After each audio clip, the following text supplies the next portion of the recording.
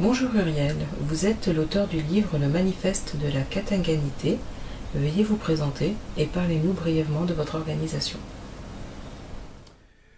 Bonjour, un grand merci en tout cas de me laisser l'opportunité de me présenter ainsi que l'organisation politique dont je fais partie. Un grand merci. Alors je m'appelle Yves Naouej, on m'appelle aussi communément Uriel. Pourquoi Uriel? Parce que c'est mon nom spirituel mais aussi mon nom d'auteur. Je suis né à Kolwezi le 28 juin 1964. Je suis l'union au fait d'un métissage, donc ma mère est blanche et mon père donc noir africain. Mon père s'appelait, parce qu'il est décédé en 2008, donc paix à son âme, mon père s'appelait Moïse Kayemp Naouej. Dans le milieu de la diplomatie, il était très bien connu. C'était un diplomate chevronné, un diplomate de carrière qui avait obtenu le grade donc de licencié en sciences politiques et sociales à l'Université libre de Bruxelles en 1972. Il a fait la carrière, donc sa carrière en diplomatie. Donc il a fait vraiment toutes les grandes administrations. Donc il a fait de Tshombe jusqu'à Mobutu, jusqu'à Laurent Désiré Kabila, jusqu'à Joseph Kabila, donc en diplomatie. Il était ministre plénipotentiaire, donc ambassadeur chargé d'affaires dans différents pays. Alors ma mère, elle est blanche, elle s'appelle Ida Raymonde Blom. Ma mère aussi est très liée à la cause katangaise parce que ma mère, et certainement la famille Tshombe la connaît très bien, ma mère fut la secrétaire particulière de Moïse Tshombe lors de sa période en exil en Espagne, à Madrid. Donc quand vous entendez parler d'une femme blanche qui était là-bas la secrétaire particulière de Moïse Tshombe, l'ex-président, donc l'État indépendant du Katanga, et l'ex-premier ministre du Congo, quand il était en exil à Madrid, en Espagne, c'est ma mère qui était sa secrétaire. Mon père et ma mère étaient là-bas avec lui, donc lors de son exil, et l'entouraient quelque part. Et ma mère et mon père furent parmi les dernières personnes de l'avoir vu vivant, en liberté. Mon grand-père était Samasang Tchumbul Pierre Naouej, il était Mouilas au sein du clan des Amalas, chez les Lunda, donc chez les Karound. Donc je viens d'une famille donc, de chefs coutumiers, donc de chefs traditionnels. Parce que les Mouilas, donc chez nous, chez les Amalas, ce sont vraiment des grands chefs.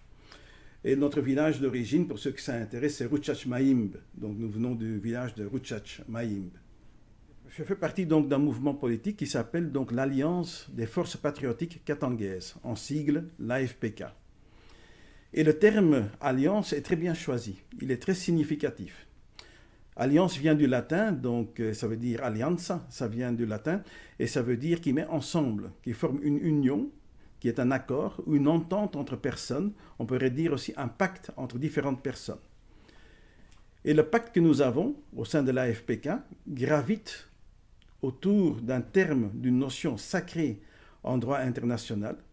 Et cette notion-là, c'est le droit des peuples de disposer d'eux-mêmes. Donc le droit à l'autodétermination. Ainsi, nous, les membres de l'AFPK, de cette alliance, de cette grande alliance katangaise, nous militons activement pour une autonomie, pour une indépendance pour le Katanga. Et ma fonction au sein de l'AFPK, donc ma fonction au sein de l'Alliance des Forces Patriotiques Katangaises, je suis ministre plénipotentiaire chargé de la diplomatie. Donc c'est mon rôle, c'est ma fonction au sein de l'AFPK. Et puis, comme vous le constatez, j'utilise bien la nation katangaise, le droit à l'autonomie, à l'autodétermination pour la nation katangaise. Parce que le Katanga, c'est une nation. Une nation qui a été englobée dans les frontières d'un pays artificiel, d'un pays issu de la fixation arbitraire des frontières coloniales lors de la conférence de Berlin, ce pays qui s'appelle donc la République démocratique du Congo, et ce pays-là, en fait, n'est que la dénomination d'une personne morale issue du système d'immatriculation coloniale. Durant la colonisation, le Katanga faisait bien partie du territoire du Congo belge qui est devenu, après l'indépendance du 30 juin 1960, la République démocratique du Congo. Mais 11 jours après, le Katanga se retira pour proclamer son indépendance unilatéralement. Malheureusement, l'État du Katanga n'aura survécu que 2 ans et demi, car il fut dissous sur décision du Conseil de sécurité des Nations Unies. C'était le vote de la résolution 1960/1961 du 23 novembre 1961. Mais pourquoi les Katangais tenaient à tout prix à quitter la République démocratique du Congo? Ben, grand merci pour cette question. C'est vraiment une question énormément vaste, celle-là. Donc, ça va nécessiter quand même un temps conséquent de réponse, en tout cas. Pour répondre à cette question-là, qui englobe énormément d'aspects et qui, en quelque sorte, aussi englobe des sous-questions, il faut vraiment remonter dans l'histoire. Là, il faut vraiment remonter dans l'historique et voir vraiment l'aspect historique par rapport auquel donc, le Katanga peut aspirer donc, à une certaine forme d'autonomie. Parce que là, vraiment, il faut regarder dans l'histoire le tout début, quelque part, de l'entreprise coloniale. Donc là, on remonte vraiment à 1876, à la conférence géographique de Bruxelles. C'est là où tout a commencé. Cette conférence géographique de Bruxelles va donner naissance à l'Association internationale africaine, qui, elle, de son côté, va se transformer en 1878 dans le comité d'études du Haut-Congo. Et à partir du comité d'études du Haut-Congo, on va voir la naissance maintenant en 1982 de l'Association internationale du Congo. Et l'Association internationale du Congo, elle va déboucher en quoi? Elle va déboucher dans la fameuse, on pourrait même dire infâme, conférence de Berlin en 1885. Donc, c'est en 1885, durant la conférence de Berlin, que l'État colonial du Congo va être fondé. Donc, il faut bien préciser cela. L'État colonial du Congo va être fondé en 1885 à la conférence de Berlin. Alors maintenant, ce que peu de gens savent, et il est extrêmement important de préciser cela, il faut que les gens le connaissent, et surtout la jeune génération katangaise aujourd'hui, il faut qu'elle soit vraiment, mais vraiment sensibilisée là-dessus. Le Katanga ne faisait pas partie du territoire de l'entreprise coloniale. Le Katanga ne faisait pas partie de l'État du Congo colonial fondé à la conférence de Berlin. Je le répète encore une fois. C'est important parce que très peu de gens le savent et c'est très peu enseigné dans nos écoles, c'est très peu enseigné dans les cours d'histoire. Le Katanga ne faisait pas partie de l'État indépendant du Congo. Donc l'État indépendant du Congo belge de Léopold II, le Katanga n'en faisait pas partie, ni historiquement, ni juridiquement.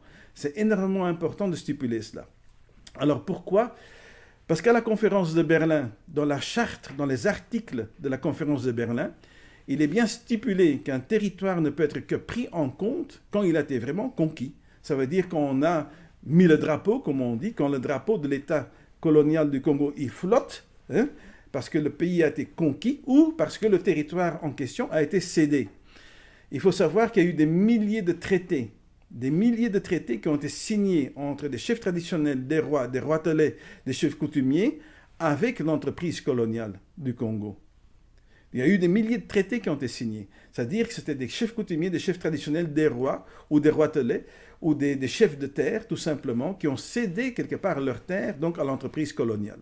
Et là, à ce moment-là, quand la terre est cédée, donc officiellement par un traité, donc par un document écrit, même si beaucoup de chefs coutumiers traditionnels ne savaient pas ce qu'ils signaient, mais ils ont signé, ils ont apposé une signature. Et à ce moment-là, on plantait donc le drapeau de l'entreprise coloniale, on plantait le drapeau donc de l'Association internationale du Congo, donc de l'État indépendant du Congo. C'est là où on plantait le drapeau. Et à ce moment-là, le territoire est conquis. Donc tous ces territoires-là étaient pris en compte dans la charte, dans les articles de la conférence de Berlin. Mais au début des travaux de la conférence de Berlin, donc dès le démarrage des travaux de la conférence de Berlin, le Katanga n'est pas territoire conquis. Il faut bien le préciser, le Katanga n'est pas conquis à ce moment-là. Donc lors des travaux de la conférence de Berlin, tous les articles dans la charte, donc dans le contrat quelque part, dans l'accord de la conférence de Berlin, ne concernent pas le Katanga. Quand la conférence de Berlin va débuter en 1985, jusqu'à sa fin, à sa clôture, qu'on va vraiment finaliser, donc la charte, on pourrait dire l'accord global donc, de la conférence de Berlin, le Katanga n'est pas territoire conquis. C'est-à-dire les rois, les chefs de terre, les chefs coutumiers, les chefs traditionnels sont à ce moment-là en opposition farouche pour être colonisés. Au niveau de Msiri, les Bayéké, en Bunké, mènent vraiment une lutte. Ils ne veulent pas se faire coloniser. La même chose chez les Lunda, avec l'empereur le Mointiaf, Mouchita avec son frère Kabel, résistent à la colonisation. En même temps aussi chez les Baluba 4, avec le grand chef Kassongo Niembo, ils sont en train de résister à la colonisation. Donc il y a une opposition farouche à ce moment-là. Donc le Katanga n'est pas conquis. On essaye de conquérir le Katanga à ce moment-là.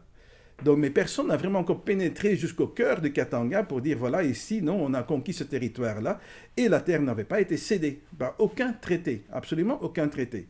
Donc, tous les articles de la conférence de Berlin sont nuls et non avenants concernant le Katanga. Historiquement déjà, nuls et non avenants. Le Katanga ne faisait pas partie de l'État indépendant du Congo, de Léopold II, ce qu'on appelle le Congo belge de l'époque, là. Donc, le Katanga n'en fait pas partie. Il est territoire non conquis. Et les chefs résistent, il y a une résistance. Dans le reste du Congo, ça a été très facile pour les colonisateurs. Ils ont pénétré les territoires et très vite, les territoires ont été cédés. Très vite, les peuples locaux, à travers leurs représentants à ce moment-là, donc les représentants au niveau de la tradition, donc ce qu'on appelle les chefs traditionnels, ils ont rapidement cédé leurs terres à l'entreprise coloniale. Mais ce ne fut pas le cas du Katanga. Il y a eu une résistance terrible au Katanga. Je dis bien terrible. Il a fallu même que le grand chef Balubakat Kasongo Niembo fut déporté, parce qu'il a été déporté à un moment donné, il n'est plus jamais retourné sur le sol de ses ancêtres, il va mourir en exil, donc en captivité. Il a fallu que les colonisateurs pénètrent jusqu'au cœur vraiment du territoire Lunda pour affronter vraiment le Mointiave et son armée. Et c'est là aussi qu'ils ont donc abattu, ils ont donc tué le Mointiave Mouchit avec son frère Kabel, qui sont morts par noyade dans une rivière. Et après, ils ont mis donc sur le trône donc quelqu'un qui leur était docile, les colonisateurs. Mais pire, c'était encore l'opposition tellement farouche de Msiri, donc chez les Bayéké, parce que Msiri, carrément, lui, il ne voulait pas céder, il s'est battu jusqu'à la fin, et il est mort dans la lutte, dans le combat, pour ne pas accepter d'être colonisé. Vous savez qu'à un moment donné, il y a eu différentes expéditions vers Bunkeya, la capitale donc des Bayéké, chez Msiri, chez le grand roi Msiri. Et à un moment donné, effectivement, Msiri veut négocier, mais il ne veut pas capituler. Il veut négocier. Il y a une trêve. Et c'est là que Msiri ne va pas accepter. Il n'accepte pas de céder sa terre. Il n'accepte pas de céder le Katanga. Et c'est là que lors de cet événement-là, quand Msiri veut quitter les lieux parce qu'il n'y a pas d'accord, qu'on va l'abattre dans le dos. On va vraiment l'abattre dans le dos. Quand il se retire, lâchement, le capitaine Botson va vraiment l'abattre dans le dos. Et c'est là que ce sera la capitulation et la fin quelque part. Donc après cet événement-là, ce sera la capitulation du peuple bayéké avec l'assassinat de leur roi quelque part, qui était vraiment le symbole vraiment de la résistance à la colonisation. Et là, c'est vraiment... ils vont même le décapiter. Il faut savoir qu'on va lui couper la tête. Et comme preuve vraiment que le roi est mort, que le Katanga est maintenant territoire conquis, on va mettre sa tête donc dans un bidon de pétrole, acheminer la tête donc à Bruxelles pour le montrer donc au roi Léopold II, que c'est vraiment la conquête totale et finale donc du Katanga. Et là, on est en 1891. On est en 1891. C'est très important, 1891. Donc la conférence de Berlin est clôturée depuis longtemps déjà. Donc la conquête maintenant finale, quelque part, du Katanga, c'est en 1891. Donc tous les articles dans la charte, tous les accords dans la charte de la conférence de Berlin ne concernent pas le Katanga. C'est énormément important. Maintenant, après la conquête donc, du Katanga, en 1891, je le précise, donc la conférence de Berlin est déjà clôturée depuis des années et des années. C'est là maintenant que le Katanga est territoire conquis. Ça veut dire l'État du Congo, l'État colonial du Congo existait déjà depuis des années, sans le Katanga, sans la terre katangaise. C'est bien important de le préciser. Donc maintenant, qu'est-ce qui va se passer? On rapporte donc la nouvelle au roi Léopold II, que le Katanga est conquis. Est-ce que le roi Léopold II va annexer maintenant le Katanga, nouvellement conquis, au reste de l'entreprise coloniale, ça veut dire au reste de l'État indépendant du Congo, qu'on appelle l'État du Congo belge de Léopold II? Est-ce qu'il va annexer le territoire du Katanga? Non. Le roi Léopold II n'annexe pas le Katanga au reste de l'État indépendant du Congo, donc à l'entreprise coloniale Congo, on peut dire. Il n'annexe pas le Katanga. Qu'est-ce qu'il dit? Et ça, vous pouvez vérifier ça, historiquement, c'est prouvé. Il y a des documents qui sont là pour le prouver. Léopold II écrit un document, donc quelque part un traité, où est-ce qu'il dit, dans lequel il est stipulé, noir sur blanc, que le Katanga et l'État indépendant du Congo sont deux États distincts et séparés, qui ne peuvent pas donc être mélangés. Ce sont donc deux souverainetés complètement distinctes, donc deux États complètement séparés et distincts. Il interdit même formellement par écrit, formellement, d'annexer le Katanga à l'État indépendant du Congo, donc au Congo belge, on peut dire. Il en fait deux États complètement distincts et séparés. Je le répète, hein, distincts et séparés. Ce sont deux États complètement différents. Alors maintenant, qu'est-ce qui va se passer? Bon, Boma sera la capitale de l'État indépendant du Congo. Et maintenant, il va nommer donc un vice-gouverneur général pour gérer l'État indépendant du Congo. Et il y aura donc à Bruxelles aussi, à partir de Bruxelles, un vice-gouverneur général pour gérer maintenant le Katanga. Et même à sa mort, je stipule bien même au décès de Léopold II. Parce que donc, à un moment donné, Léopold II va décéder et il va donc faire son testament.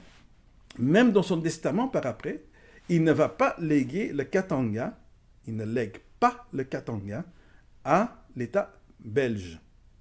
Quand l'État indépendant du Congo de Léopold II va être légué à la Belgique, parce qu'à un moment donné, Léopold II va léguer l'État indépendant du Congo par le Katanga, qui était un État distinct, séparé, il va léguer donc, il va transmettre donc ce territoire-là, qui lui appartenait, on peut dire que c'était une entreprise privée, une entreprise coloniale, il va léguer ce territoire-là à la Belgique. À ce moment-là, il ne lègue pas le Katanga avec l'État indépendant du Congo, donc du Congo belge, qui va devenir maintenant le Congo belge. L'État indépendant de Léopold II, du Congo de Léopold II, devient maintenant le Congo belge. À ce moment-là, le Katanga n'en fait pas partie, parce que Léopold II ne l'a pas légué le Katanga. Il a seulement légué l'État indépendant du Congo. Et même quand il va décéder, dans son testament, donc par voie testamentaire, il ne lègue pas le Katanga à la Belgique. Il ne lègue pas le Katanga à la Belgique. Et pendant toutes ces années, même après le décès de Léopold II, le Katanga va toujours avoir un statut spécial, aura toujours un statut indépendant, donc séparé du reste du Congo belge. Pendant des années, pendant des décennies, le Katanga va être géré par le CSK, le Comité spécial du Katanga. Il va complètement être géré, complètement de manière séparée. Il aura une administration complètement séparée à partir de Bruxelles par rapport au reste donc du Congo belge. Par rapport au reste du Congo belge. À un moment donné, la Belgique va annexer illégalement, je dis bien illégalement, le Katanga au reste du Congo belge. Ils vont en faire la 6e province donc, du Congo belge, mais d'une manière complètement illégale. Sur le plan historique et sur le plan juridique, c'était complètement illégal.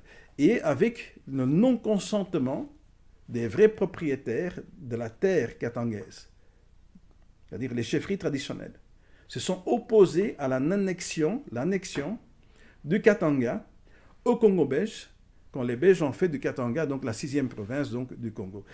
C'est énormément important de stipuler ça. Absolument important. Parce qu'à un moment donné, qu'est-ce que les Belges vont organiser? Les Belges vont organiser la table ronde de Bruxelles. Il faut savoir qu'il y a eu des préludes à la table ronde de Bruxelles. Parce que la table ronde de Bruxelles qui devait régler donc la transition du Congo vers son indépendance, à cette table ronde-là, il y aura des délégations qui vont être présentes. Il faut savoir qu'il y a eu des préludes. Et un des grands préludes, ce fut le congrès de Kisantu. Parce qu'à un moment donné, avant la table ronde de Bruxelles, énormément de partis politiques se sont créés donc, au Congo, donc qui allaient représenter donc, les délégations congolaises, entre guillemets, donc, à la table ronde. Il faut savoir que même cette table ronde-là, quelque part, fut un échec. Ce fut un échec. Parce que même encore là, il y avait des aspirations toujours d'autonomie qui ont été exprimées lors de la table ronde. Pas seulement par les Katangais, mais même par l'ABACO, l'association des Bakongo. Il y avait même l'UNIMO qui avait des aspirations d'autonomie pour le territoire mongo. L'UNIMO, c'était l'Union des Mongos. Il y avait même aussi le Sud Kasaï aussi, avec les Mense Kalonji, qui avait des aspirations d'autonomie aussi pour le Sud Kasaï. Et comme ça, il y avait aussi énormément la tendance générale à la table ronde de Bruxelles, c'est-à-dire la majorité était quelque part pour une certaine forme de décolonisation, quelque part pour une non-reconnaissance, quelque part, des frontières coloniales telles quelles. C'est-à-dire pour un retour, entre guillemets, quelque part aux frontières précoloniales, basées sur des réalités ethniques. Ça, c'était la tendance majoritaire des délégations à la table ronde. Donc, ils étaient quelque part aussi pour un concept qu'on peut appeler le confédéralisme, quoi. Mais ce qui est important maintenant au niveau juridique, il faut savoir que la déclaration de neutralité du 1er août 1885 à la conférence de Berlin a donné naissance, parce que c'est sur ça qu'on s'est basé, pour formuler quoi? La loi fondamentale du 19 mai 1960. Et c'est la loi fondamentale du 19 mai 1960 qui va servir de base pour faire quoi? La constitution du futur État indépendant, donc du Congo, la constitution du 30 juin 1960. Maintenant, il faut savoir que cette déclaration de neutralité de la conférence de Berlin du 1er août 1885 ne concernait pas le Katanga. Et donc, à partir de cette déclaration-là, on va formuler maintenant la loi fondamentale du 19 mai 1960. Juridiquement, le Katanga n'est pas concerné par la loi fondamentale du 19 mai 1960. Et si on va un peu plus loin juridiquement, le Katanga peut aussi se soustraire même de la constitution, quelque part du Congo, du 30 juin 1960. C'est aussi simple que cela. Donc, il faut savoir que ça remonte très loin dans le temps.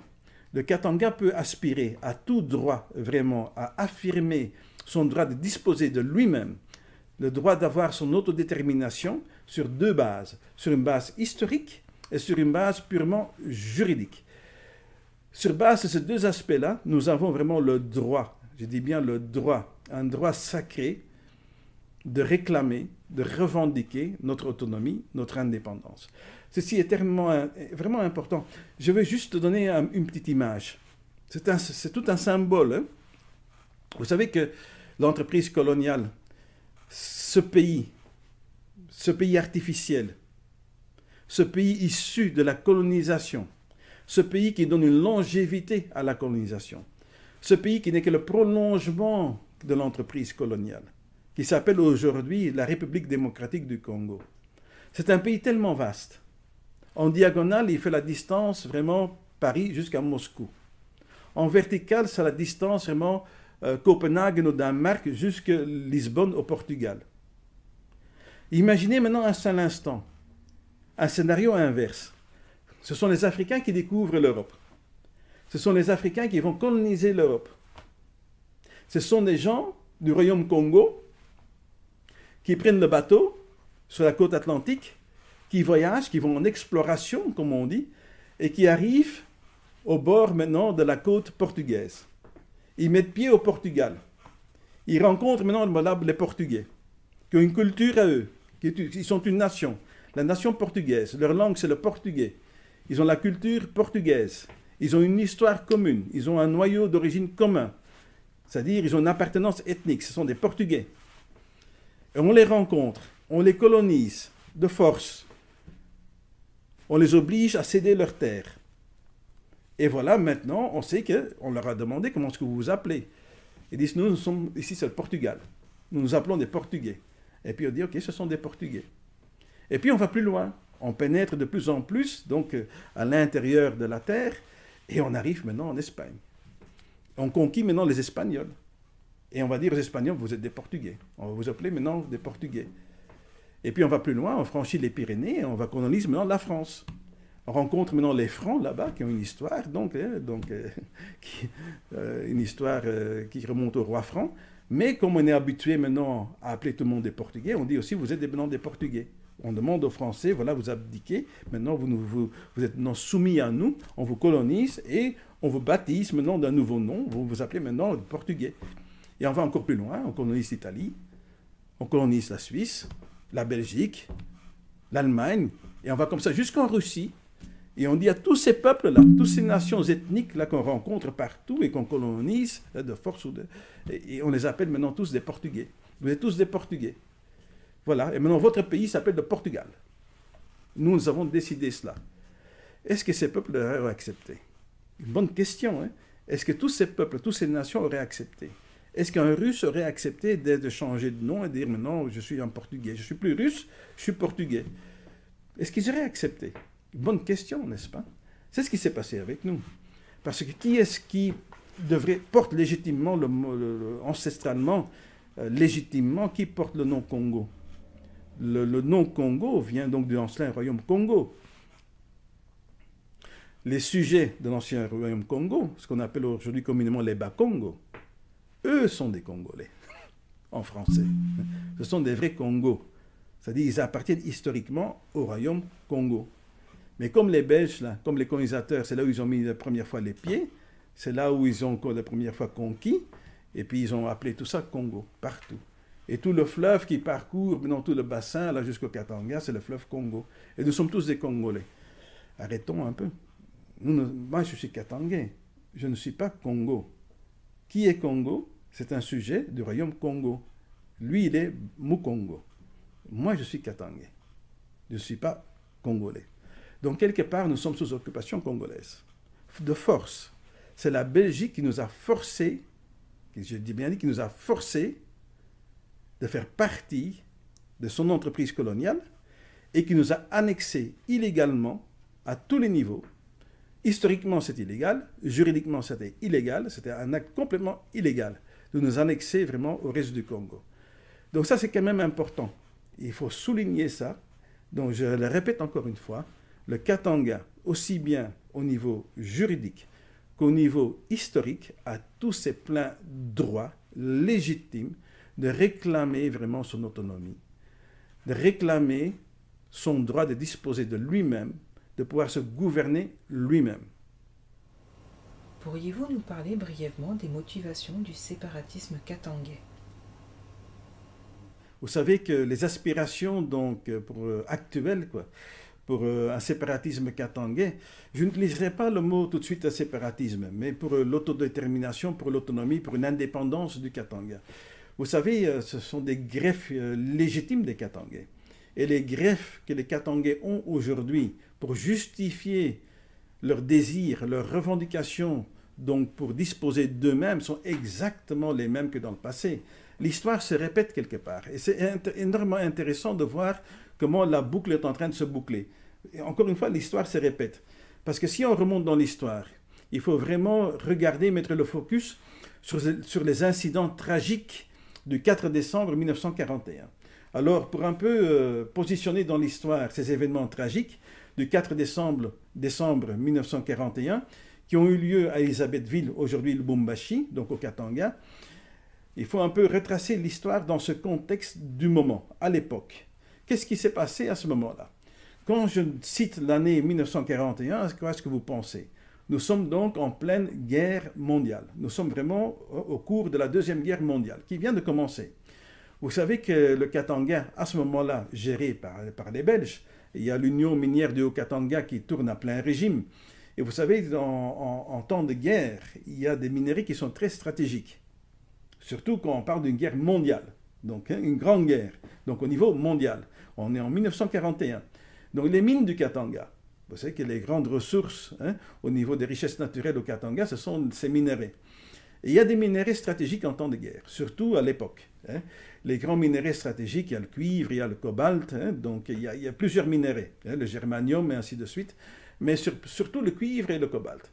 Vous savez que les gisements de cobalt et de cuivre, parfois mélangés, on appelle ça de l'hétérogénite au Katanga. Vous savez que ces minéraux-là, ils sont là en pagaille, comme on dit, il y a des ressources énormes dans le sous-sol katangais. Le cuivre du Katanga, c'est la plus grande source de cuivre au niveau mondial. Il y avait un peu le Chili aussi, mais vous savez que la teneur du cuivre du Katanga dépasse sérieusement la teneur donc, du cuivre au Chili. Donc sa qualité est nettement meilleure, quoi. Et puis le cobalt, donc il faut savoir qu'il y avait deux sources de cobalt. Il y a l'Union soviétique, donc les Russes qui ont une grande source de cobalt, et puis il y a le Katanga au niveau mondial. Le Katanga avec l'Union minière faisait à peu près 75% de la production mondiale de cobalt. Le cuivre et le cobalt sont très très très importants en temps de guerre. Donc pour l'industrie de guerre, ce sont c'était deux minéraux fondamentaux, deux minéraux cruciaux. Pour la production d'armes, pour la production de munitions et ainsi de suite, c'était vraiment stratégique et d'une importance cruciale et capitale. Donc la mainmise aussi donc, sur les minéraux du Katanga. Mais non seulement ça, mais en 1941, donc les mines du Katanga devaient tourner à plein régime. Qu'est-ce que ça veut dire à plein régime? Il y avait donc un régime quelque part d'esclavagisme qui était imposé donc, au niveau temps horaire, au niveau énergétique, aux Katangais qui travaillaient dans les mines. Ils devaient travailler 24 sur 24. Non seulement les adultes, mais même les enfants étaient contraints à travailler dans les mines. Il fallait produire. En fonction de quoi? De cette machine de guerre qui est déployée. Une guerre qui va encore durer pendant 3 ans. On va parler quand même d'une guerre mondiale qui a duré 4 ans. Donc il fallait vraiment produire énormément. Donc on exigeait énormément au niveau du peuple katangais. Énormément. Ils étaient fouettés avec la chicotte pour travailler et pour un salaire minable. Donc, qu'est-ce qui s'est passé? À un moment donné, les Katangais se sont endurcis. Les Katangais se sont rébellés. Ils ont dit, ah, il faut que ça arrête, quoi. Ça suffit. Trop, c'est trop. On travaille comme des bêtes, on travaille comme des esclaves, jour et nuit. Hein? On nous exige donc un rythme de travail vraiment mais épouvantable. Hein? Pire que des esclaves, c'est presque comme il faut travailler comme des bêtes, hein? Inhumains quelque part, donc, hein? À ce rythme-là. Et là, les Katangais se sont dit, en plus de ce travail dur, il y avait une hausse spectaculaire à ce moment-là aussi des prix de biens de consommation. Donc une hausse spectaculaire des biens de première nécessité. En plus de cela. Donc qu'est-ce qu'ils ont demandé? De vraiment ne plus devoir travailler vraiment comme des esclaves à ce rythme-là, mais aussi une augmentation de salaire. Alors cette augmentation de salaire, ça leur a été refusé. Ça leur a été refusé catégoriquement. Et ils devaient même, au contraire, le rythme du travail devenait encore plus pénible. On a endurci même le rythme du travail. Parce que la machine de guerre, il fallait produire, quoi. Il fallait du cuivre, du cobalt. Il fallait que ça sorte tous les jours, tous les jours, tous les jours, et davantage même. Donc à ce moment-là, qu'est-ce qui s'est passé? Les Katangais se sont rébellés et ils ont commencé à faire grève massivement. Il y a eu des grèves massives. Maintenant, qu'est-ce que les Belges pensaient? Les Belges pensaient que oui, ça va être momentanément. Parce qu'à un moment donné, ils vont quand même se remettre au travail. Et puis, ils ont besoin quand même de leur salaire, et ensuite pour vivre, pour survivre. Mais ça a eu un effet inverse. Donc, qu'est-ce qui s'est passé? Les grèves continuaient et continuaient et continuaient. Donc, l'appareil de production, à ce moment-là, est vraiment suspendu. Les mines ne produisent plus. Donc, c'était un gros problème, quoi. Alors, à un moment donné, les Belges ont dit, la seule chose qui doit marcher, c'est l'intimidation. C'est la violence, c'est la force de frappe. Montrer vraiment notre supériorité, et surtout au niveau donc, des armes à feu qu'on a. Parce qu'à un moment donné, il y a eu une grande manifestation, une très grande manifestation des Katangais, et au premier rang de la manifestation marchaient des chefs coutumiers, des chefs traditionnels, qui conduisaient vraiment leur peuple, quoi. Et ils étaient face donc à des troupes armées, donc des Belges qui étaient en face d'eux. Mais les Belges ont senti une grande hostilité envers eux, et le fait qu'ils avaient des armes à feu ne repoussait pas les Katangais. Bien au contraire, ils continuaient à avancer, à marcher. Et à ce moment-là, il y a eu une grande tension qui est née, vraiment une grande tension, parce que la foule était énormément hostile donc, aux troupes armées à ce moment-là, les troupes armées coloniales. Et qu'est-ce qui s'est passé? On a tiré sur la foule. Donc ils ont tiré sur les manifestants. Il y a eu une 60aine de morts. Et parmi les morts, il y a eu des chefs coutumiers. Alors maintenant, les troupes coloniales pensaient que maintenant tout va rentrer dans l'ordre, ils vont avoir peur, ils vont être bien intimidés, et ils vont se remettre au travail, parce qu'ils voient que c'est maintenant du sérieux. Eh bien, ça a eu l'effet inverse. Les Katangais, qui sont endurcis encore davantage, ne voulaient plus du tout se remettre au travail. Cet événement tragique donc, de 4 décembre 1941, où les troupes armées coloniales vont tirer donc, sur les manifestants katangais, ça va vraiment donner quelque chose, maintenant ça va déboucher sur quelque chose d'encore plus tragique. Parce que les Belges vont prendre une très mauvaise décision. Au lieu de vraiment répondre aux exigences, aux revendications des Katangais pour trouver une entente, un accord, ils se sont dit, mais les Katangais, on les connaît. On a une histoire avec eux assez houleuse. Nous nous souvenons déjà de notre entreprise coloniale qu'on a voulu les conquérir. C'est le seul endroit au Congo, où on a eu une résistance farouche à notre entreprise coloniale, où on a dû vraiment se battre jusqu'à la fin, où on a dû vraiment nous battre et même décapiter un de leurs rois, où on a dû tuer même l'empereur et son frère, l'empereur Mointiaf de Lunda et son frère Kawel. Nous nous souvenons vraiment de la résistance farouche de Lunda au Katanga. On se souvient aussi de la résistance farouche de Msiri avec les Bayeks contre nous. On se souvient aussi de la résistance farouche des Balubakat avec Assongo Niembo. Donc c'est un peuple guerrier, c'est un peuple un peu spécial. Donc comment on ne sait pas les manier? Et la force ne fait pas peur, bien au contraire, on tire maintenant sur eux, ça a un effet inverse. Ils ne fuient pas, au contraire, ça les chauffe les esprits et ça fait remonter en eux donc leur aspect guerrier. Donc ici on va vers un conflit, quoi. Donc comment mettre fin à ce conflit? Comment faire avec eux? C'était très compliqué pour les Belges. Mais là ils vont faire, au lieu de négocier, au lieu de vraiment négocier avec les Katangais, au lieu de trouver vraiment des accords gagnant-gagnant, ils vont commettre une grosse erreur. L'erreur était laquelle? Ils se sont dit, bon, si on ne peut pas travailler avec eux, mieux vaut travailler avec d'autres. On va importer de la main-d'œuvre d'ailleurs. on va les écarter et on va travailler avec d'autres. Alors ça, c'est une grosse erreur. Vous savez que la terre est sacrée chez les Africains, chez tous les Africains, chez tous les Noirs africains. La terre est quelque chose de sacré. La terre appartient à quelqu'un. Il y a les propriétaires terriens qui sont là. C'est un droit ancestral, la terre. C'est la terre des ancêtres. Vous ne pouvez pas comme ça prendre la terre de quelqu'un, de ses ancêtres, et dire voilà, et on va mettre quelqu'un d'autre à votre place, là, qui n'a rien à voir avec cette descendance ancestrale. Mais c'est ce qu'ils ont fait. Qu'est-ce qu'ils ont fait? Ils ont importé de la main-d'œuvre massivement du Kasaï, de la région voisine, mais aussi de la main-d'œuvre massive aussi du Burundi et du Rwanda. C'est ce qu'ils ont fait. Pour travailler à la place des Katangais authentiques, pour venir travailler au Katanga à la place des autochtones. Alors maintenant, vraiment, le plus sale boulot, c'est-à-dire le boulot, on peut dire la main-d'œuvre un peu sale, hein, les plus sales boulots, ils ont donné aux Burundais et aux Rwandais. Et puis les postes un peu plus élevés, ils ont donné massivement aux Kasaïens. Ainsi, on avait donc maintenant au Katanga, qu'est-ce qu'on avait? On avait des Katangais authentiques, les originaires du Katanga, sur leur propre sol, sur la terre de leurs ancêtres, qui étaient devenus des sous-citoyens, des citoyens de second rang, qui étaient au chômage, qui n'avaient rien. Et puis on avait maintenant les Burundais et les Rwandais, qui constituaient le gros de la main-d'œuvre. Et puis vous aviez les Kasaïens qui régnaient en maître. Et il y avait même certains centres urbains qui étaient essentiellement composés, où il y avait, les Katangais se retrouvaient minoritaires, tellement ils ont importé de la main-d'œuvre, du soutien de travailleurs venus d'ailleurs, quoi, qui ont remplacé chez eux donc les Katangais authentiques. C'est ce qui s'est passé. C'est ce qui s'est passé à ce moment-là. Alors il faut savoir que le Katangais était devenu vraiment quelque chose, un sous-citoyen donc sur sa propre terre. Il était au chômage. Ses enfants n'avaient pas droit à l'éducation. Ceux qui avaient droit à l'éducation, c'était les enfants des Kasaïens. Donc vous aviez quelque part les Kasaïens qui chicotaient comme maîtres les Rwandais et les Burundais, qui faisaient les sales boulots, et les Kasaïens eux-mêmes qui étaient encore chicotés par les Belges. Et les Katangais authentiques qui étaient vraiment écartés de tout, qui étaient devenus vraiment des sous-citoyens, encore une fois, des citoyens de second rang sur leur propre terre. Ils étaient au chômage, ils étaient chômeurs. Et leurs enfants, encore une fois, n'avaient pas plus accès à l'éducation, à l'école. C'était réservé maintenant aux enfants des Kasaïens. C'est ce qui s'est passé. Et vous pouvez vérifier ça. L'histoire est là, les livres d'histoire sont là. Alors qu'est-ce qui s'est passé à un moment donné? Ça ne pouvait plus perdurer, cette situation-là. Ça ne pouvait plus perdurer. Alors à un moment donné, qu'est-ce qui s'est passé? En 1958, il y a eu une grande prise de conscience des Katangais.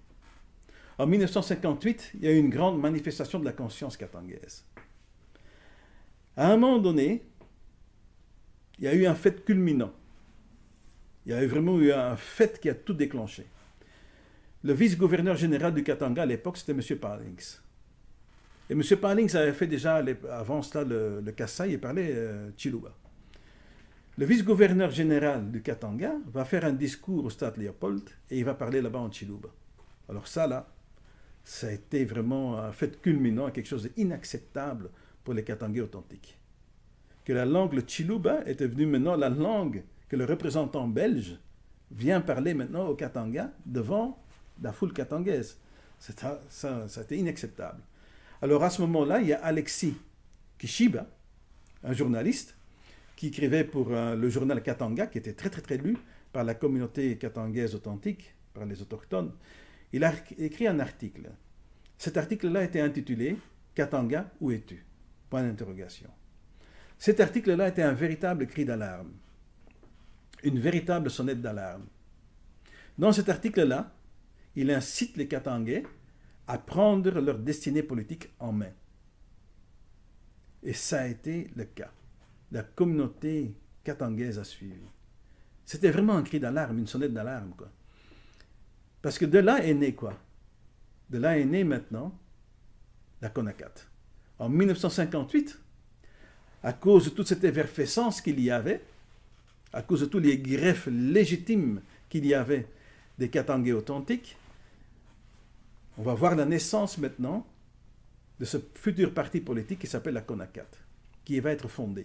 La CONACAT donc en sigle la CONACAT, qui veut dire la Confédération des associations tribales du Katanga.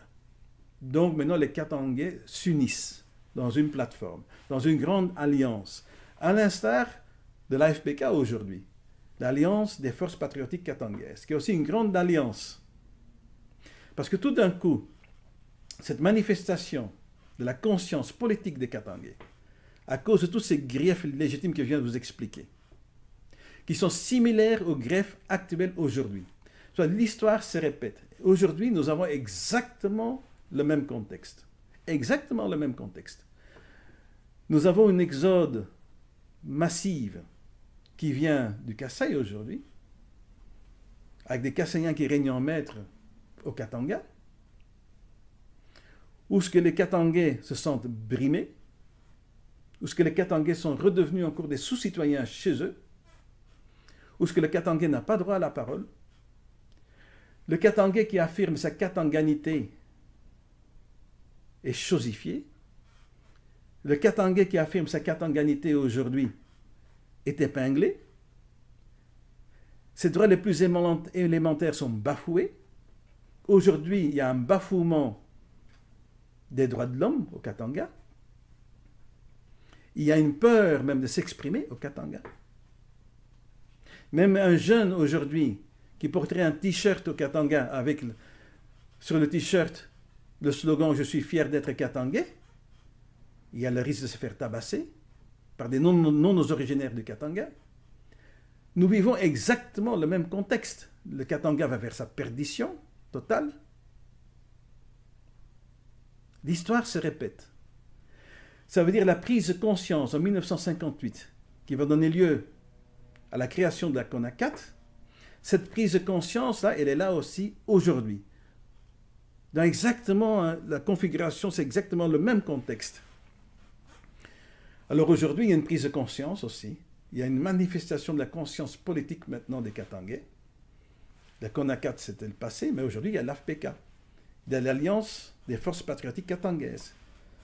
Comme la CONACAT était aussi une alliance, la AFPK est aussi une alliance de personnes qui ont retrouvé leur katanganité.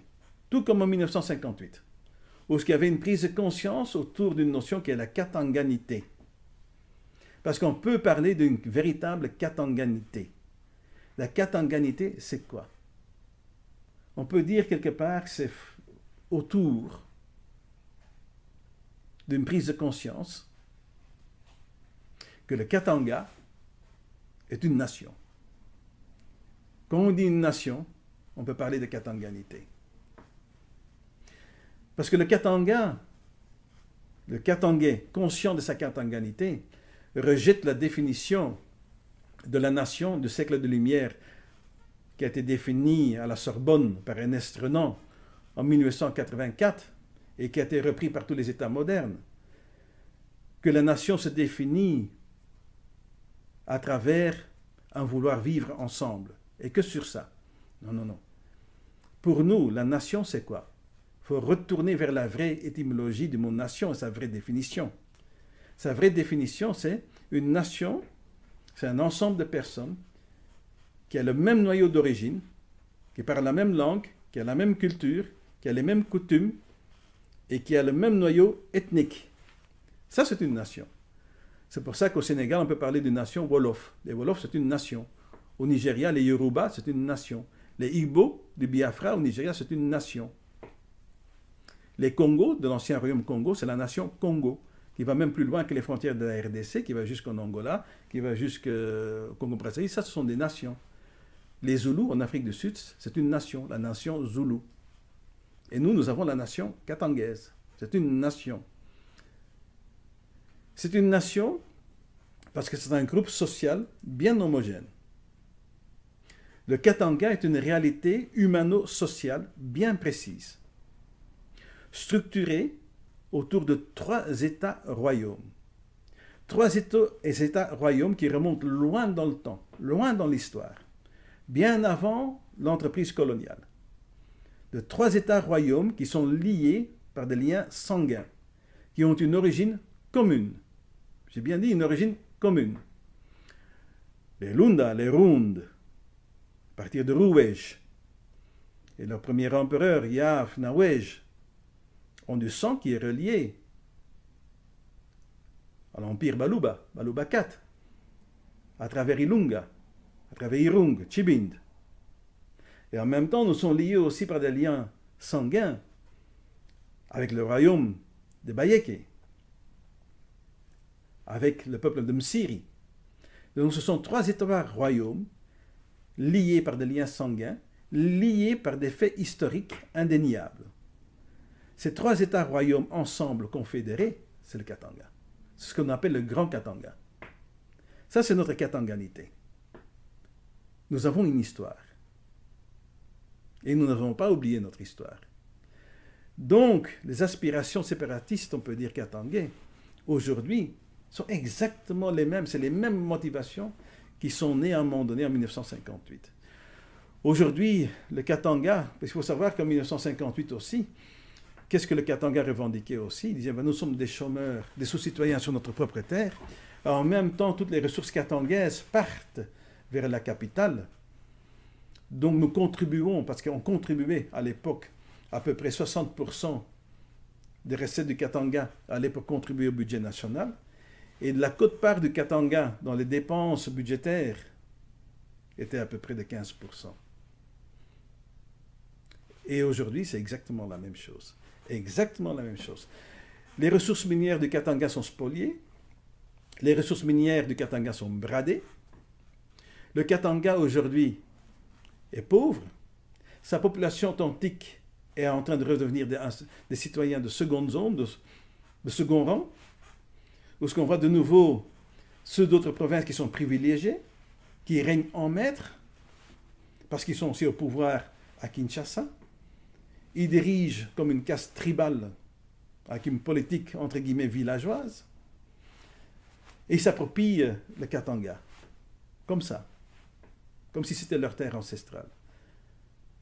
Avec une fuite, une exode massive, tous les jours, des gens qui viennent de la province voisine, pour rechercher bonheur au Katanga. Mais le Katanga ne peut plus tirer ça. C'est impossible.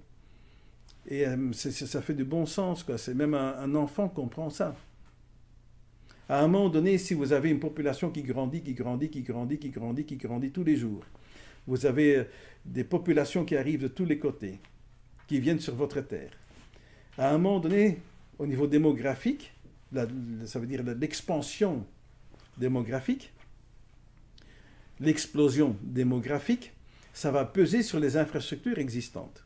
Toutes les infrastructures existantes s'écroulent à ce moment-là, puisque la capitale n'est pas capable de construire ou de développer des infrastructures qui seront vraiment, comment dirais-je, à taille pour absorber toutes ces populations qui arrivent. Donc les greffes sont exactement les mêmes, rien n'a changé. De surcroît, c'est même pire qu'à l'époque coloniale. C'est même pire. Parce qu'aujourd'hui, nous avons à partir de Kinshasa, à l'époque Léopoldville, un État complètement défaillant. Mais alors complètement défaillant. Qui ne sait plus assumer quoi que ce soit. Qui viole les lois, qui viole la Constitution. Un État qui ne sait plus assumer ses fonctions régaliennes, qui ne sait plus maîtriser l'ordre public, qui est à la dérive totale, où ce que la corruption règne en maître. Et n'oubliez pas quelque chose non plus. C'est important, c'est tellement important. Nous voulons de la légitimité. Nous voulons disposer de nous-mêmes d'une façon légitime, pour une fois. Parce que tous les pouvoirs qui sont succédés au Congo depuis le 30 juin 1960 sont tous illégitimes. Ils n'ont aucune base légale. Soit ces pouvoirs-là sont arrivés là par force, par la violence, par des coups d'État, soit ils se sont imposés eux-mêmes, pas par la démocratie, mais en trichant et en truquant des élections. Et ça, tout le monde le sait. Ça a été communément admis par la communauté internationale, par les observateurs, que les élections qui ont eu lieu au Congo ont tous été entachées d'irrégularités, qu'ils ont été falsifiées pour mettre certaines personnes au pouvoir ou pour se pérenniser au pouvoir. C'est connu. Donc ce sont des pouvoirs illégitimes. Il y a une seule élection qui a été vraiment légitime. au Congo, qui s'est passé dans la règle de l'art. C'était les élections de 1964, les élections législatives, où ce que la CONACO avait gagné, de manière écrasante, avec donc une majorité absolue sur toute l'étendue du territoire national, la CONACO de Moïse Tshombe, qui avait gagné les élections de 1964. Et Tshombe allait mettre en œuvre, à ce moment-là, son programme pour une autonomie du Katanga au sein d'une confédération d'États, au sein d'un concept confédéral, donc au Congo. Malheureusement, il y aura un coup d'État un peu plus tard, en 1965, avant que les présidentielles puissent avoir lieu. Parce que Tshombe allait même gagner les présidentielles 2 doigts dans le nez. Il allait devenir président du Congo. Et il allait réformer le Congo. Il allait donner au Congo une autre structure politique, où ce que le Katanga aurait eu une certaine forme d'une autonomie, une indépendance, mais sous la coupe du confédéralisme. Donc aujourd'hui, le contexte est exactement le même. Donc les aspirations, les motivations politiques des Katangais pour avoir droit à une autonomie, à une autodétermination, à son indépendance, c'est exactement le même contexte. Rien n'a changé. Même pire que cela. Je dis même pire. Le contexte est même pire, beaucoup plus grave qu'à l'époque coloniale, actuellement. Pensez-vous que l'idée de l'indépendance du Katanga est partagée par la majorité des Katangais? Car nous nous rappelons que durant la sécession de Tshombe, le Nord Katanga s'était aussi déclaré autonome vis-à-vis d'Élisabethville. Oui, merci pour cette question supplémentaire. C'est très facile à répondre à cette question-là aujourd'hui. Le contexte actuel est tellement propice pour une autodétermination du Katanga que la vaste majorité, mais je dis bien la vaste majorité des Katangais autochtones, authentiques, donc les originaires du Katanga, sont pour aujourd'hui. Je dis bien la grande, vaste majorité. Que ce soit des Katangais du Nord ou ceux du Sud, ceux de l'Ouest ou de l'Est, peu importe aujourd'hui. Peu importe le background ethnique qu'ils ont, peu importe. La grande, vaste majorité aujourd'hui est en faveur. Le contexte est tel aujourd'hui, je le répète, que la grande, vaste majorité ne fait que rêver de cela. Cela fait plusieurs années, ou même un demi-siècle, que les indépendantistes katangais recouraient à la violence pour atteindre leur objectif, qui est l'indépendance de leur riche province. Mais actuellement, nous observons une forte décision des mêmes indépendantistes katangais qui acceptent le dialogue avec l'État Congo sous la médiation de l'ONU. Qu'est-ce qui pourrait justifier un tel revirement?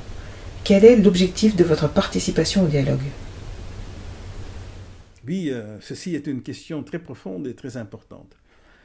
La première chose à stipuler, c'est que notre alliance, notre mouvement, l'Alliance des forces patriotiques katangaises, est un mouvement totalement pacifique. Nous ne prenons pas la violence. La violence est inutile et ne mène à rien. Nous prenons la voie du dialogue et des négociations. Ceci est très important. Il faut vraiment noter cela. Nous n'avons rien à voir avec des milices comme les Bakata Katanga. Nous n'entraînons pas de milices, donc nous n'avons pas de milices armées et nous ne prenons pas cette voie-là. On a vu par le passé ce que ça a donné, donc de chercher à tout prix par la voie militaire à imposer le point de vue donc d'une autonomie pour le Katanga, ça a échoué. Et quelque part, ce n'est pas la bonne voie. Donc nous devons épuiser toute voie de dialogue et de négociation possible. Vraiment aller jusqu'au bout et vraiment exiger cela, de toute force, quoi. Donc nous ne sommes pas un mouvement de miliciens, nous sommes des gens non violents, nous sommes des intellectuels, des gens du peuple, mais qui ne prennent pas les armes et qui n'entretiennent pas des milices armées. Donc ça, c'est vraiment très important à le noter. Donc il faut nous séparer, nous n'en avons rien à voir avec donc, les Bakata Katanga, qui sont entretenus donc par un chef de guerre, là. Donc nous n'avons rien à voir avec ça. Nous prenons vraiment la voie du dialogue et des négociations. C'est pour ça aussi que cette attitude-là a été repérée par les Nations Unies, que nous sommes donc un mouvement totalement pacifique, avec qui on peut dialoguer, avec qui on peut négocier. Et c'est là qu'il y a une cellule donc, des Nations Unies qui nous a contactés. Donc nous sommes vraiment pour parler, en contact avec une cellule bien particulière des Nations Unies, par rapport à nos griefs. Alors, ils nous ont posé beaucoup de questions, ils nous ont contactés, il y a eu un rapprochement. Et quelque part, on leur a dit, écoutez, nous, on est prêts à négocier. Nous voulons vraiment des négociations. Nous voulons vraiment parler autour d'une table, c'est-à-dire une table ronde de dialogue avec le gouvernement central à Kinshasa, pour leur expliquer vraiment nos griefs. Alors là, ça a intéressé beaucoup les Nations Unies. Ils disent, écoutez, si c'est vraiment cela votre voie, si vraiment vous choisissez cette voie-là du dialogue, de négociation, et pas du tout de la violence, alors il y a moyen de faire quelque chose avec vous. Alors vous devenez vraiment un interlocuteur crédible pour nous. Alors, qu'est-ce qu'ils ont demandé? Est-ce que vous pouvez formuler par écrit dans un document officiel vos griefs, ça veut dire vos motivations? Pourquoi est-ce que vous voulez donc avoir une autonomie, une autodétermination pour le Katanga? Et aussi dans ce document-là, si vous pouvez stipuler aussi dans ce document-là les précautions à prendre. Si nous vous aidons quelque part à aller vers cette table ronde de négociation, de dialogue avec le gouvernement central, donc à Kinshasa, est-ce qu'il y a des précautions à prendre préalablement pour l'organisation de cette table ronde-là? Ils nous ont demandé ça, on a stipulé ça aussi par écrit, on ne va pas aller dans les détails ici dans cette interview-là par rapport au contenu, mais en dehors des précautions à prendre sur le terrain au Katanga même, ils nous ont demandé aussi nos exigences. Qu'est-ce que nous avons comme exigences? Là aussi, par écrit, dans le même document, on a formulé donc nos exigences. Quelles sont nos exigences? Bon, nos exigences sont surtout, on ne va pas aussi les dévoiler ici en détail, mais nous avons bien sûr aussi des exigences par rapport à notre sécurité, par exemple. Donc, on a formulé certaines exigences. Mais cette table ronde-là, ce qui est important pour nous, de dialogue et de négociation avec le gouvernement central à Kinshasa, pour nous, il faut que ça aboutisse à quelque chose. Parler juste pour parler, donc, c'est inutile. Il faut vraiment qu'il y ait un thème central.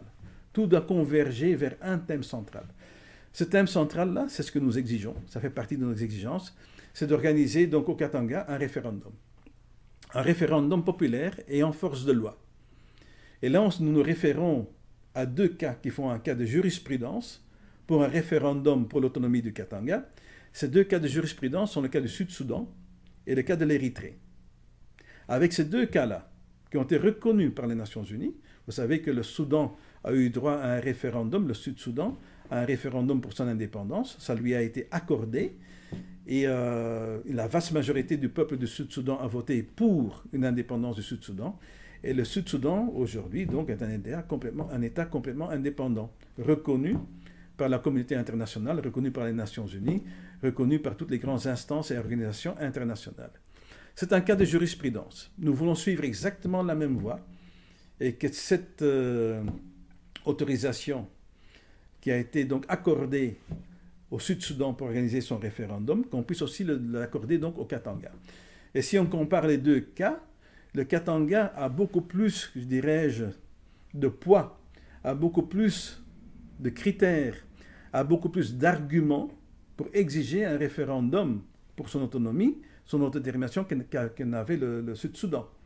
Historiquement et juridiquement, le dossier du Katanga est beaucoup plus fort que celui du Sud-Soudan. Il n'y a pas photo à ce niveau-là, comme on dit cette expression-là. Pour utiliser cette expression courante donc en Afrique, il n'y a pas photo. Notre cas, notre dossier est beaucoup, beaucoup plus pesant, a beaucoup plus d'arguments solides, que ce soit sur le plan historique ou le plan juridique par rapport à celui du Sud-Soudan. Donc notre exigence, c'est que vraiment ce dialogue-là tourne autour de cela. Maintenant, par rapport à un référendum sur l'autonomie du Katanga, on a stipulé nos exigences, qu'on ne va pas détailler ici, parce que notre autonomie, ce référendum-là, peut être vu sous deux angles différents. Notre indépendance est possible sous deux angles. L'angle d'une indépendance interne ou l'angle d'une indépendance externe. Là, je m'explique. Une indépendance externe, ça veut dire c'est vraiment une coupure totale. Ça veut dire vraiment c'est la sécession. C'est-à-dire que le Katanga va faire son chemin tout seul. C'est-à-dire on se retire, c'est-à-dire on quitte la structure actuelle de la République démocratique du Congo. On devient un État constitutionnel et souverain, complètement indépendant, complètement distinct et séparé de la République démocratique du Congo. Ça, c'est de vraiment avoir accès à son indépendance au niveau externe. Maintenant, il y a une possibilité aussi d'avoir une indépendance interne. C'est quoi la différence d'une indépendance interne? C'est-à-dire nous ne quittons pas les frontières actuelles de la République démocratique du Congo, mais nous accédons quand même à notre autonomie, notre indépendance au sein des frontières actuelles de la République démocratique du Congo, sous la coupe donc d'un confédéralisme, c'est-à-dire une confédération d'États indépendants. Alors maintenant, vous avez aussi posé la question, donc est-ce que nous sommes les seuls à cette table, donc avec, parce qu'il faut bien sûr que cette table ronde de négociation, de dialogue, soit sous l'égide et le patronat des Nations Unies, hein, comme observateurs. Il faut qu'il y ait des observateurs neutres, des ONG neutres qui observent, et bien sûr, il y aura aussi encore d'autres observateurs. D'autres observateurs, lesquels? Parce que nous avons aussi demandé, parmi nos exigences en tout cas, que lors de cette table ronde avec le gouvernement central à Kinshasa, qu'il y ait aussi des délégations présentes qui vont représenter d'autres régions de la République démocratique du Congo, d'autres régions, qui, eux, sont intéressés par la démarche katangaise. Pourquoi ils sont intéressés par la démarche katangaise? Non seulement qu'ils sont intéressés, mais qu'ils la soutiennent aussi. C'est-à-dire qu'ils soutiennent notre démarche pour une autonomie, pour une indépendance du Katanga, pour une autodétermination des Katanga. Ils la soutiennent et ils nous observent. Pourquoi est-ce qu'ils la soutiennent? C'est assez simple. Parce qu'eux aussi, ils veulent aussi une autonomie pour leur région. Ils veulent une autonomie aussi pour leur région. Ils veulent aussi une certaine forme d'autodétermination pour leur propre région. Alors c'est le cas aujourd'hui des Bas-Congo. Nous sommes en contact donc avec un mouvement, avec des personnalités au Bas-Congo qui veulent exactement la même chose que le Katanga, mais pour eux. Il en est de même pour les deux Kivu, le Nord Kivu, le Sud Kivu. Il en est de même pour l'Ituri. Il en est de même pour l'Équateur. Alors ça, bon, je ne vais pas vous dire qui c'est exactement, mais même à l'Équateur, il y a un mouvement qui s'est structuré et qui est une nouvelle voix, quelque part, du peuple de l'Équateur, qui est l'Équateur, les Équatoriens, qui disent, bon, écoutez, ça nous intéresse quelque part de rester ensemble avec le Katanga au Congo, mais sur la voie du confédéralisme, c'est-à-dire sur la coupe du confédéralisme. Et ça, c'est intéressant. Parce que le Katanga n'est plus seul aujourd'hui. Le Katanga fait alliance aussi avec les d'autres régions qui ont compris que l'issue est la seule unique issue salvatrice pour la République démocratique du Congo, pour qu'elle ne se balkanise pas, pour qu'elle reste quelque part intacte dans les frontières actuelles, celle qu'elle bascule vers le confédéralisme. Alors le confédéralisme, c'est quoi? C'est tout simplement une réforme d'État. Une réforme d'État pour donc nous amener vers une autre structure politique beaucoup plus appropriée. Et ça pourrait parfaitement marcher. Il faut savoir qu'à l'époque, et ça on vous a beaucoup caché dans les livres d'histoire, on vous a beaucoup caché ça à l'école, dans les cours d'histoire, on vous cache ça sciemment. Il faut savoir que ça a toujours été la démarche des pères, quelque part, fondateurs donc, du Katanga, nos héros, comme on les appelle, Tshombe, Munongo, Kimba et tous les autres. Quand ils ont fait leur déclaration d'État indépendant du Katanga le 11 juillet 1960, il faut savoir que ce n'était pas dans l'optique de faire une sécession pure et simple. Ce n'était pas dans l'optique, dans le but de faire vraiment une cassure, une rupture pure et simple du reste du Congo. Non. C'était vraiment en fonction du confédéralisme. Il suffit de lire attentivement l'article 1 de la Constitution de l'État indépendant du Katanga, qui avait été promulgué à l'époque. Cet article-là, en résumé, qu'est-ce qu'il dit? Il dit « Le Katanga est un État constitutionnel et souverain qui a comme objectif d'entrer dans des phases de négociation avec les autres contrées de l'ex-Congo belge pour aboutir à une confédération d'États basée sur le droit et l'égalité des partenaires. » Et le Katanga était très très très sérieux par rapport à cela. Ce n'était pas juste une parole en vain, parce qu'ils l'ont prouvé par après. Parce que Tshombe et le Katanga, ils ont organisé par après une conférence à l'étranger, à Tananarive, au Madagascar, ce qu'on appelle donc la conférence de Tananarive au sommet de 1961, où ce que tous les représentants des régions du Congo étaient réunis, et ce que tout le monde a voté et signé, effectivement, je peux dire un protocole, un traité, d'accord, ce qu'on appelle les résolutions de la conférence de Tananarive, pour vraiment une réforme d'État aboutissant au confédéralisme. Il y avait une seule région qui était absente, c'était la région de Stanleyville, de Kisangani, avec Gizenga, qui n'a pas voulu venir. Sinon, toutes les autres régions étaient représentées par leurs délégations et leurs représentants. Avait été votée à ce moment-là la mise sur pied des États-Unis confédérés du bassin du Congo. La grande idée de Moïse Tshombe. Les États-Unis confédérés du bassin du Congo, avec Kasavubu comme président pour toute la confédération. La confédération représentée par un conseil d'État, par qui? Par des présidents qui représentaient leurs États indépendants au sein de la confédération. Ça aurait été quelque chose de merveilleux. Si ça aurait pu continuer, je pense que les États-Unis confédérés du bassin du Congo, sous l'impulsion du Katanga, sous l'impulsion de Moïse Tshombe et de toute son équipe, ce serait aujourd'hui une puissance économique et industrielle inimaginable. L'Afrique du Sud serait même un petit nain par rapport à cette confédération. Mais ça n'a pas pu avoir lieu à cause de l'immixtion étrangère, c'est-à-dire ça ne pouvait pas, les Occidentaux n'en voulaient pas, ne voulaient pas à l'époque. À l'époque, ils n'en voulaient pas. Mais non seulement ça, mais il y a eu aussi trahison donc, de Congolais qui ont torpillé en fait cette merveilleuse initiative, qui se sont rangés du côté des Occidentaux pour que ça n'ait pas lieu. Bon, on ne va pas aller dans les détails là-dedans, mais pour le moment, nous sommes vraiment en négociation pour cela, avec une cellule particulière, encore une fois, des Nations Unies, de l'ONU, qui nous a écoutés, avec qui on échange et avec qui on a exprimé vraiment toutes nos exigences et aussi les précautions à prendre. Donc nous avons ouvert une porte quelque part pour un dialogue et pour une négociation avec Kinshasa, donc avec le gouvernement central. Effectivement, ça a lieu, nous sommes en plein cours, ça s'active de plus en plus. Je suis en plein cœur dedans, je suis ça de très très très près. Non seulement ça, mais on va aller un peu plus loin.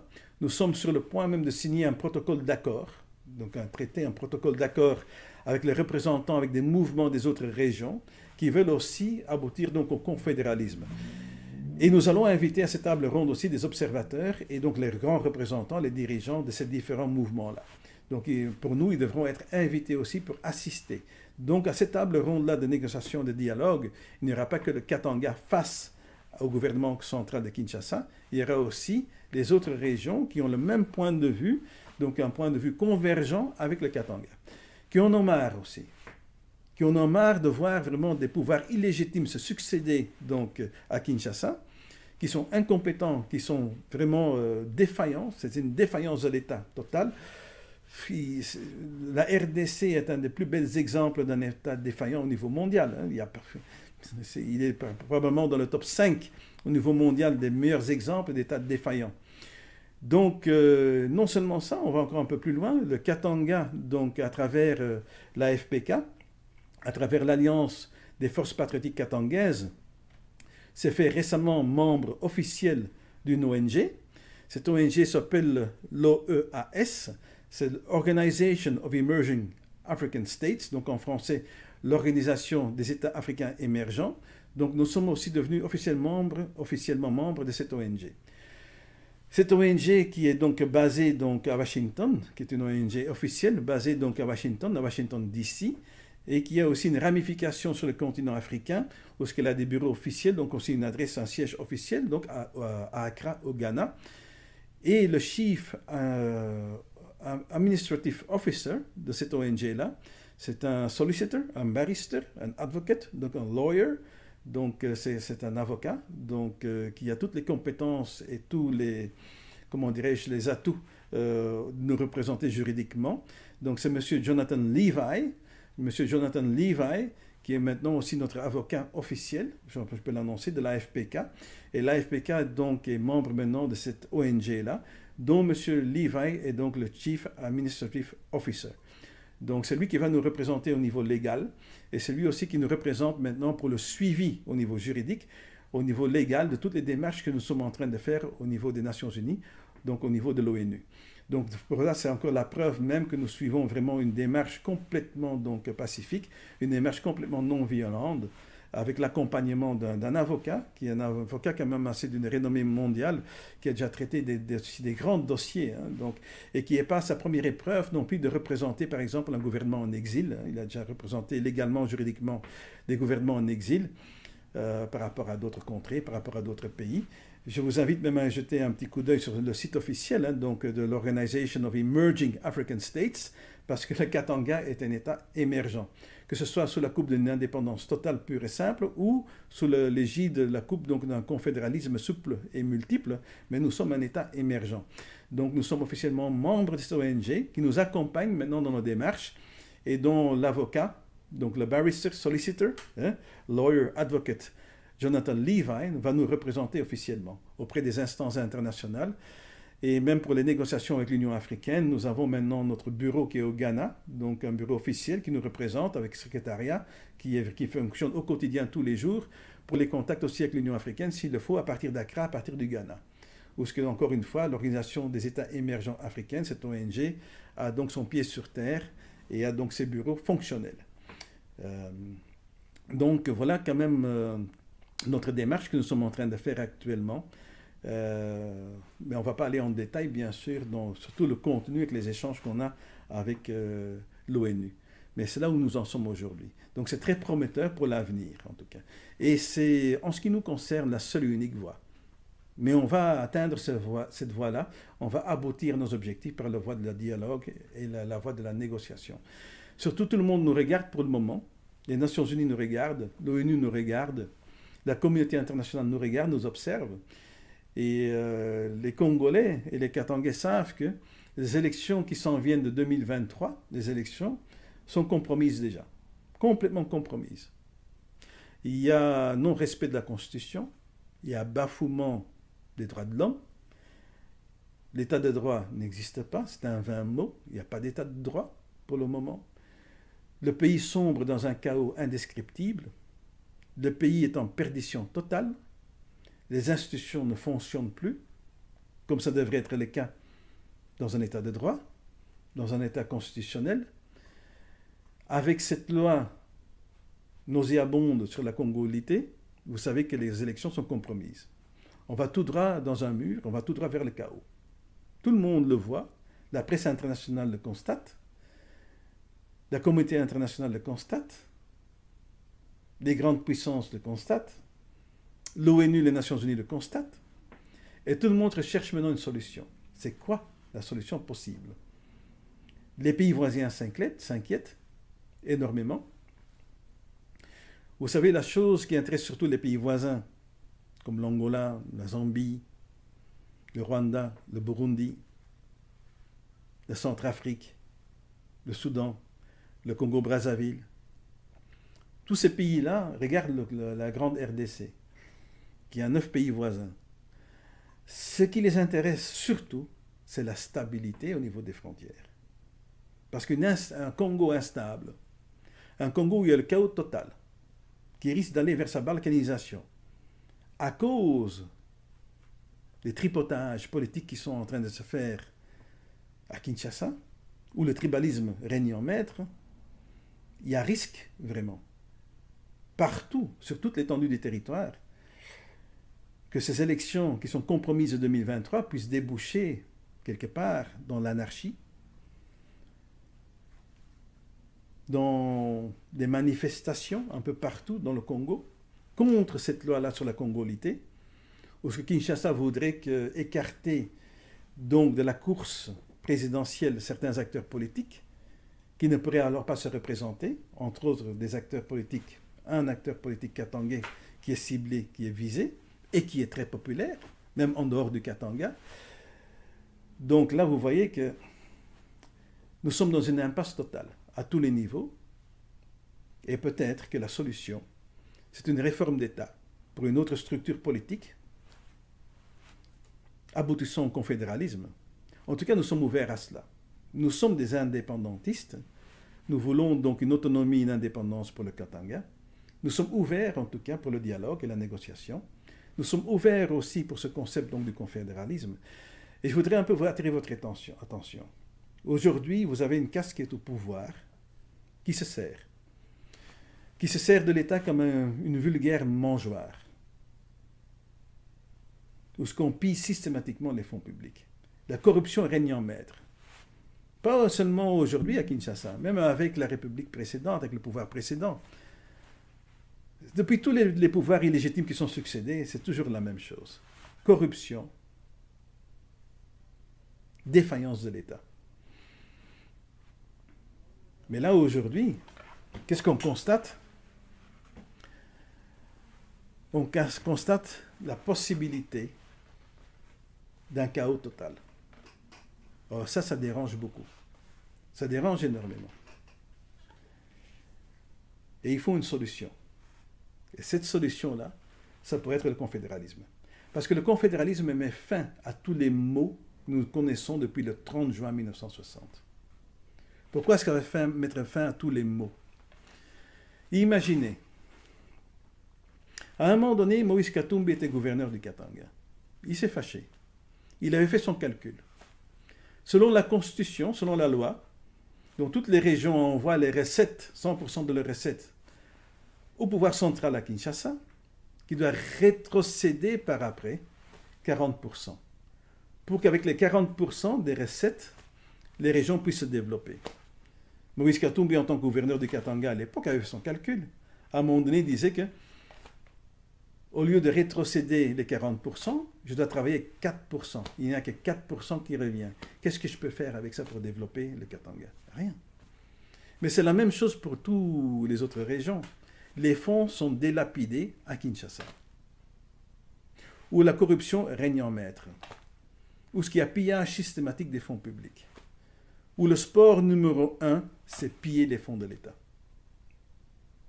par des clans, parfois tribaux, familiales. Et ça va continuer comme ça. Mais le confédéralisme met fin à ça. Pourquoi? Imaginez que nous avons une confédération d'États, dénommée les États-Unis, confédérés du bassin du Congo, avec à l'intérieur des États indépendants, avec un président de toute la confédération. La confédération qui gère les affaires étrangères, au niveau confédéral est aussi géré l'armée, c'est une armée confédérale. Tout ce qui doit promouvoir la confédération vers l'extérieur est géré au niveau confédéral. Par exemple, l'équipe de football, par exemple, toutes les fédérations sportives, quand il y a une équipe nationale qui doit aller participer aux Jeux Olympiques ou aller à la Coupe du Monde de football, par exemple, ou à la Coupe d'Afrique des Nations, ce sera la confédération qui y va. Hein. Donc tout ça, ces budgets-là sont gérés au niveau confédéral. Mais à l'intérieur, les États sont autonomes. Ça veut dire qu'ils gèrent leurs recettes. C'est-à-dire ils retiennent à la source les recettes, 60%, voire même 70%, ça c'est encore à fixer. Mais ils gèrent un certain pourcentage des recettes à la base. Ils retiennent à la base. Et avec ça, ils se développent. Le Bas-Congo va se développer avec ses recettes. Le Bandundu se développe avec ses recettes. Le Kasaï se développe avec ses recettes. Le Katanga se développe avec ses recettes. Même chose pour le Kivu, même chose pour l'Équateur. Tout le monde se développe avec ses recettes. Et par exemple, 40% des recettes sont envoyées au niveau confédéral. Et au niveau confédéral, là-bas, ces 40% sont une grande caisse de solidarité. Parce qu'il y a certains États qui seront plus riches que d'autres, qui auront plus de richesses que d'autres. Par exemple, le Katanga n'aura pas besoin d'une redistribution des 40% au niveau confédéral qui vient de là-bas de tous les États. Il n'en aura pas besoin. Il dit, moi, je n'ai besoin de plus rien. Je peux me développer avec les 60% à la base ou les 70% à la base. Je me développe avec ça. Et là, maintenant, au niveau confédéral, le budget, il est là. Pourquoi? Pour gérer, bien sûr, la présidence au niveau confédéral, pour gérer les affaires étrangères, la diplomatie, pour gérer l'armée. Et aussi, il y aura donc une caisse de solidarité pour venir en aide, maintenant, aux régions qui ont moins de recettes, pour aller encore les aider à se développer. Mais qui sera président, par exemple, au niveau du Conseil d'État? Qui sera président de l'État indépendant du Katanga au niveau de la Confédération, au sein de la Confédération? Ce sera un Katangais. Un Katangais de souche, un Katangais authentique. Qui va gérer qui? Son clan, sa famille, son ethnie, les Katangais. Il ne va jamais permettre que les ressources minières du Katanga soient bradées et spoliées à l'étranger. Jamais, parce qu'il est en train de gérer sa famille, son clan. Qui sera président au niveau du Grand Kasaï? Un Kasaïen. Il va gérer son peuple en bon père de famille. Qui sera président de l'État indépendant, par exemple à l'Équateur? Ce sera quelqu'un de là-bas, de l'Équateur. Donc le tribalisme, c'est fini. Il n'y aura plus de tribalisme. Chacun gère vraiment en bon père de famille sa terre, quoi. Et il y a une grande solidarité à la base, en haut, au niveau confédéral. Qu'est-ce que vous voulez de plus? Qu'est-ce que vous voulez de plus? Ce serait une bien heureuse solution. Nous sommes prêts à dialoguer pour ça. Nous sommes prêts. Mais tout dépend maintenant de l'attitude du gouvernement central. Tout dépend de son attitude, de son ouverture d'esprit. Mais nous allons épuiser vraiment tous les chemins possibles du dialogue et des négociations. C'est l'objectif. Donc, avec de l'aide, bien sûr, et de l'appui au niveau lobbying, au niveau relations publiques, avec des organisations qui vont appuyer ça, qui vont demander ça aussi, comme l'ONG dont nous faisons partie, et bien d'autres ONG avec qui nous sommes en pourparlers, mais aussi donc les Nations Unies, parce que nous comptons beaucoup sur l'ONU, sur les Nations Unies. parce que nous avons un grand contentieux, nous, le Katanga, avec les Nations Unies. Vous savez que, bon, on ne va pas aller dans les détails, mais avec les Nations Unies, notre contentieux, il est toujours ouvert. Donc nous avons dit aux Nations Unies, écoutez, aidez-nous. Aidez-nous à aller vers une table ronde de négociation, de dialogue avec le pouvoir central, avec comme observateurs les autres représentants d'autres régions, pour voir où est-ce que ça peut aboutir. Et là, nous pourrons éventuellement arriver à une heureuse solution qui va arranger tout le monde, aussi bien les Nations Unies que la communauté internationale, que tous les pays voisins. Si l'ONU, si les Nations Unies aident le Katanga sur cette voie vers sa liberté, en contrepartie, le Katanga lèvera définitivement tous ses greffes, toutes ses plaintes, toutes ses accusations envers l'ONU. Toutes ces accusations par rapport au bilan négatif de l'ONU au Katanga. Parce qu'il faut quand même le savoir, et on peut le dire, hein, c'est que l'ONU au Katanga, dans les années 60, lors de la crise katangaise, entre guillemets, l'ONU a violé sa propre charte. L'ONU a violé la Déclaration universelle des droits de l'homme. L'ONU a violé la Convention de Genève du 12 août 1949, en bafouant énormément d'articles de cette convention. Entre autres les articles 3, 18, 19, 20, 21, 27, les articles 31, 33, 34, 57, 72 et 85. Voilà, ce sont tous les articles qui ont été violés par les Nations Unies de la Convention de Genève du 12 août 1949 au Katanga. Et en plus de cela, ils ont aussi violé les grands principes de la Convention de la Croix-Rouge internationale. Hein. Donc, vous savez, ça c'est un grand contentieux. Et l'ONU le sait. L'ONU le sait qu'elle a quelque part violé vraiment tous ces grands principes au Katanga. Elle le sait très bien. Donc nous le savons aussi, nous n'avons pas oublié. Donc quelque part, on peut faire table rase de tout cela, faire un accord, un pacte, une alliance, venir à une heureuse solution, et nous ferons aussi tomber tous nos greffes, toutes nos accusations au niveau de l'ONU. Ça veut dire on fait la paix totale, quoi. Donc notre démarche vraiment, elle est paisible, envers tout le monde, pour s'harmoniser. C'est une démarche vraiment d'harmonisation. C'est ça qui est important, à travers l'harmonie, aussi bien avec les Nations Unies, hein, donc pour ce contentieux qui est toujours ouvert, pour définitivement le clôturer et faire la paix. Donc voilà ce que nous proposons. Par rapport à la démarche du dialogue, quelle serait la place et le rôle des Katangais qui siègent dans les institutions étatiques à Kinshasa et partout ailleurs? Oh là, c'est une très très bonne question. Leur rôle est très important, capital, d'une importance capitale. Et nous invitons vraiment qu'ils participent activement à ce dossier. Que ce soit le collectif des femmes leaders katangais, que ce soit le rassemblement des députés katangais. Peu importe, qui sont basés donc à Kinshasa, tous les représentants du Katanga, donc qui sont même ailleurs dans d'autres régions, c'est très très très important qu'ils y participent et qu'ils s'y intéressent, quoi. Leur voix est importante, leurs actions sont importantes, leur soutien est important. Ils pourraient par exemple récolter des signatures, hein, faire des pétitions en faveur vraiment de lobbying, c'est-à-dire ils doivent être comme un groupe de pression qui fait du lobbying auprès du gouvernement central à Kinshasa. De toute façon, ils sont déjà proches, ils sont dans les institutions. Ils pourraient vraiment nous servir de groupe de lobbying, de groupe de pression, pour que Kinshasa accepte vraiment cette voie de dialogue, de négociation, sous l'égide, sous le patronat donc des Nations Unies. Ils sont d'une importance capitale. Ils ont un grand rôle à jouer, ils ont un grand rôle à mener. Toutefois, nous portons quand même leur attention sur un aspect un peu particulier. Parce que je sais qu'il y en a qui aimeraient déjà organiser des pétitions pour que, effectivement, Kinshasa entende la voix du Katanga pour qu'on puisse aller vers le fédéralisme. Hein. Il y en a qui commencent à prôner même le fédéralisme et que Kinshasa doit se positionner d'une manière ouverte, quelque part, pour discuter donc d'une réforme d'État aboutissant donc au fédéralisme. Et quand même, le fédéralisme, attention, parce qu'il y a une grande différence entre le fédéralisme simple et le confédéralisme. Donc c'est vrai que les deux notions sont proches, très proches, mais en même temps il y a un grand écart entre les deux. Si nous parlons vraiment d'autodétermination, d'autonomie, donc d'indépendance, hein, quelque part, ça implique le confédéralisme, ça implique le concept du confédéralisme, pas le fédéralisme simple. Et là, je vais un peu donner l'exemple de la Belgique. Vous savez que la Belgique est un État artificiel, tout comme la République démocratique du Congo.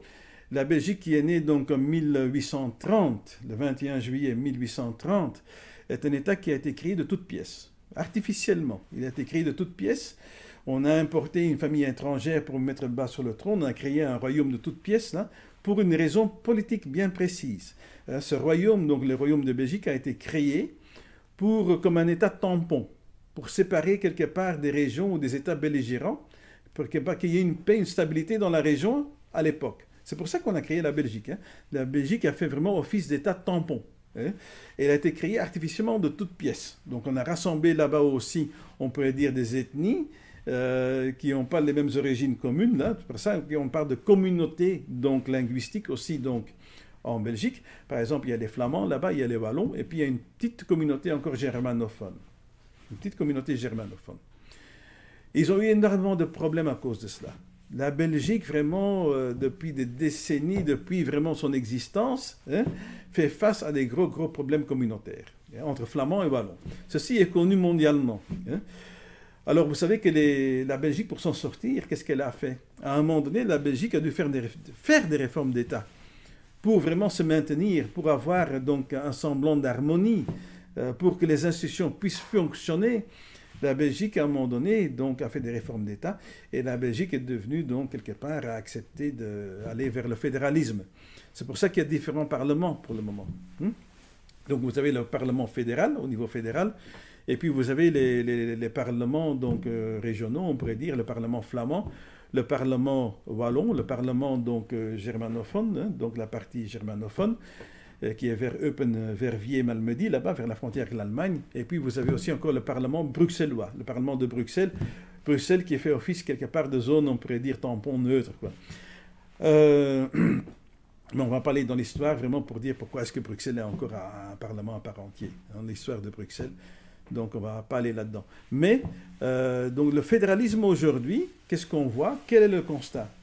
Que même le simple fédéralisme, là, en Belgique, ne marche pas. Les institutions ne fonctionnent pas. Ça ne fonctionne pas. Regardez un peu, ça fait 2 fois de suite que la Belgique a à peine réussi à former un gouvernement. Ils ont fait 2 fois consécutivement, plus d'1 année sans gouvernement. Tout est bloqué au niveau des rouages politiques. Tout. Et vous savez, dans les coulisses, dans les couloirs, en dehors des caméras, je dis bien en dehors des caméras, quand vous parlez avec les politiciens belges, qu'est-ce qu'ils vous disent? Hors caméra. C'est ceux des partis traditionnels. Des partis traditionnels qui prônent l'unité de la Belgique, qui prônent ni le confédéralisme pour la Belgique, qui sont ni des partis flamands indépendantistes, mais qui font partie de ce qu'on appelle donc des partis traditionnels. Quand vous discutez avec eux, ils s'accordent tous, ils savent que tôt ou tard, la Belgique est condamnée pour aller vers une autre réforme d'État, une dernière réforme d'État, qui va aboutir à quoi? Qui va aboutir au confédéralisme, qui sera le grand compromis, où tout le monde va se retrouver. Parce que dans le confédéralisme, qu'est-ce qu'il y a? La monarchie elle reste en place, elle aura toujours son rôle protocolaire, cérémonial comme elle a maintenant, elle sera toujours reconnue, elle ne disparaîtra pas, donc la monarchie belge reste en place, la Belgique, au niveau de ses frontières, reste intacte, quoi. Et on va vers le confédéralisme, où donc il y aura une autonomie pour les régions, une indépendance pour les Flandres, une indépendance pour la Wallonie, peut-être une indépendance aussi pour la petite partie germanophone, et puis bon, le rôle qu'ils vont attribuer à Bruxelles, j'en sais rien. Mais en tout cas, tout le monde s'accorde là-dessus, que tôt ou tard, je dis bien tôt ou tard, la Belgique va aller dans cette voie-là, parce que le simple fédéralisme ne fonctionne pas. Pour la simple petite Belgique déjà, c'est une construction déjà tellement complexe qu'on a là maintenant, qui est budgétivore comme pas possible.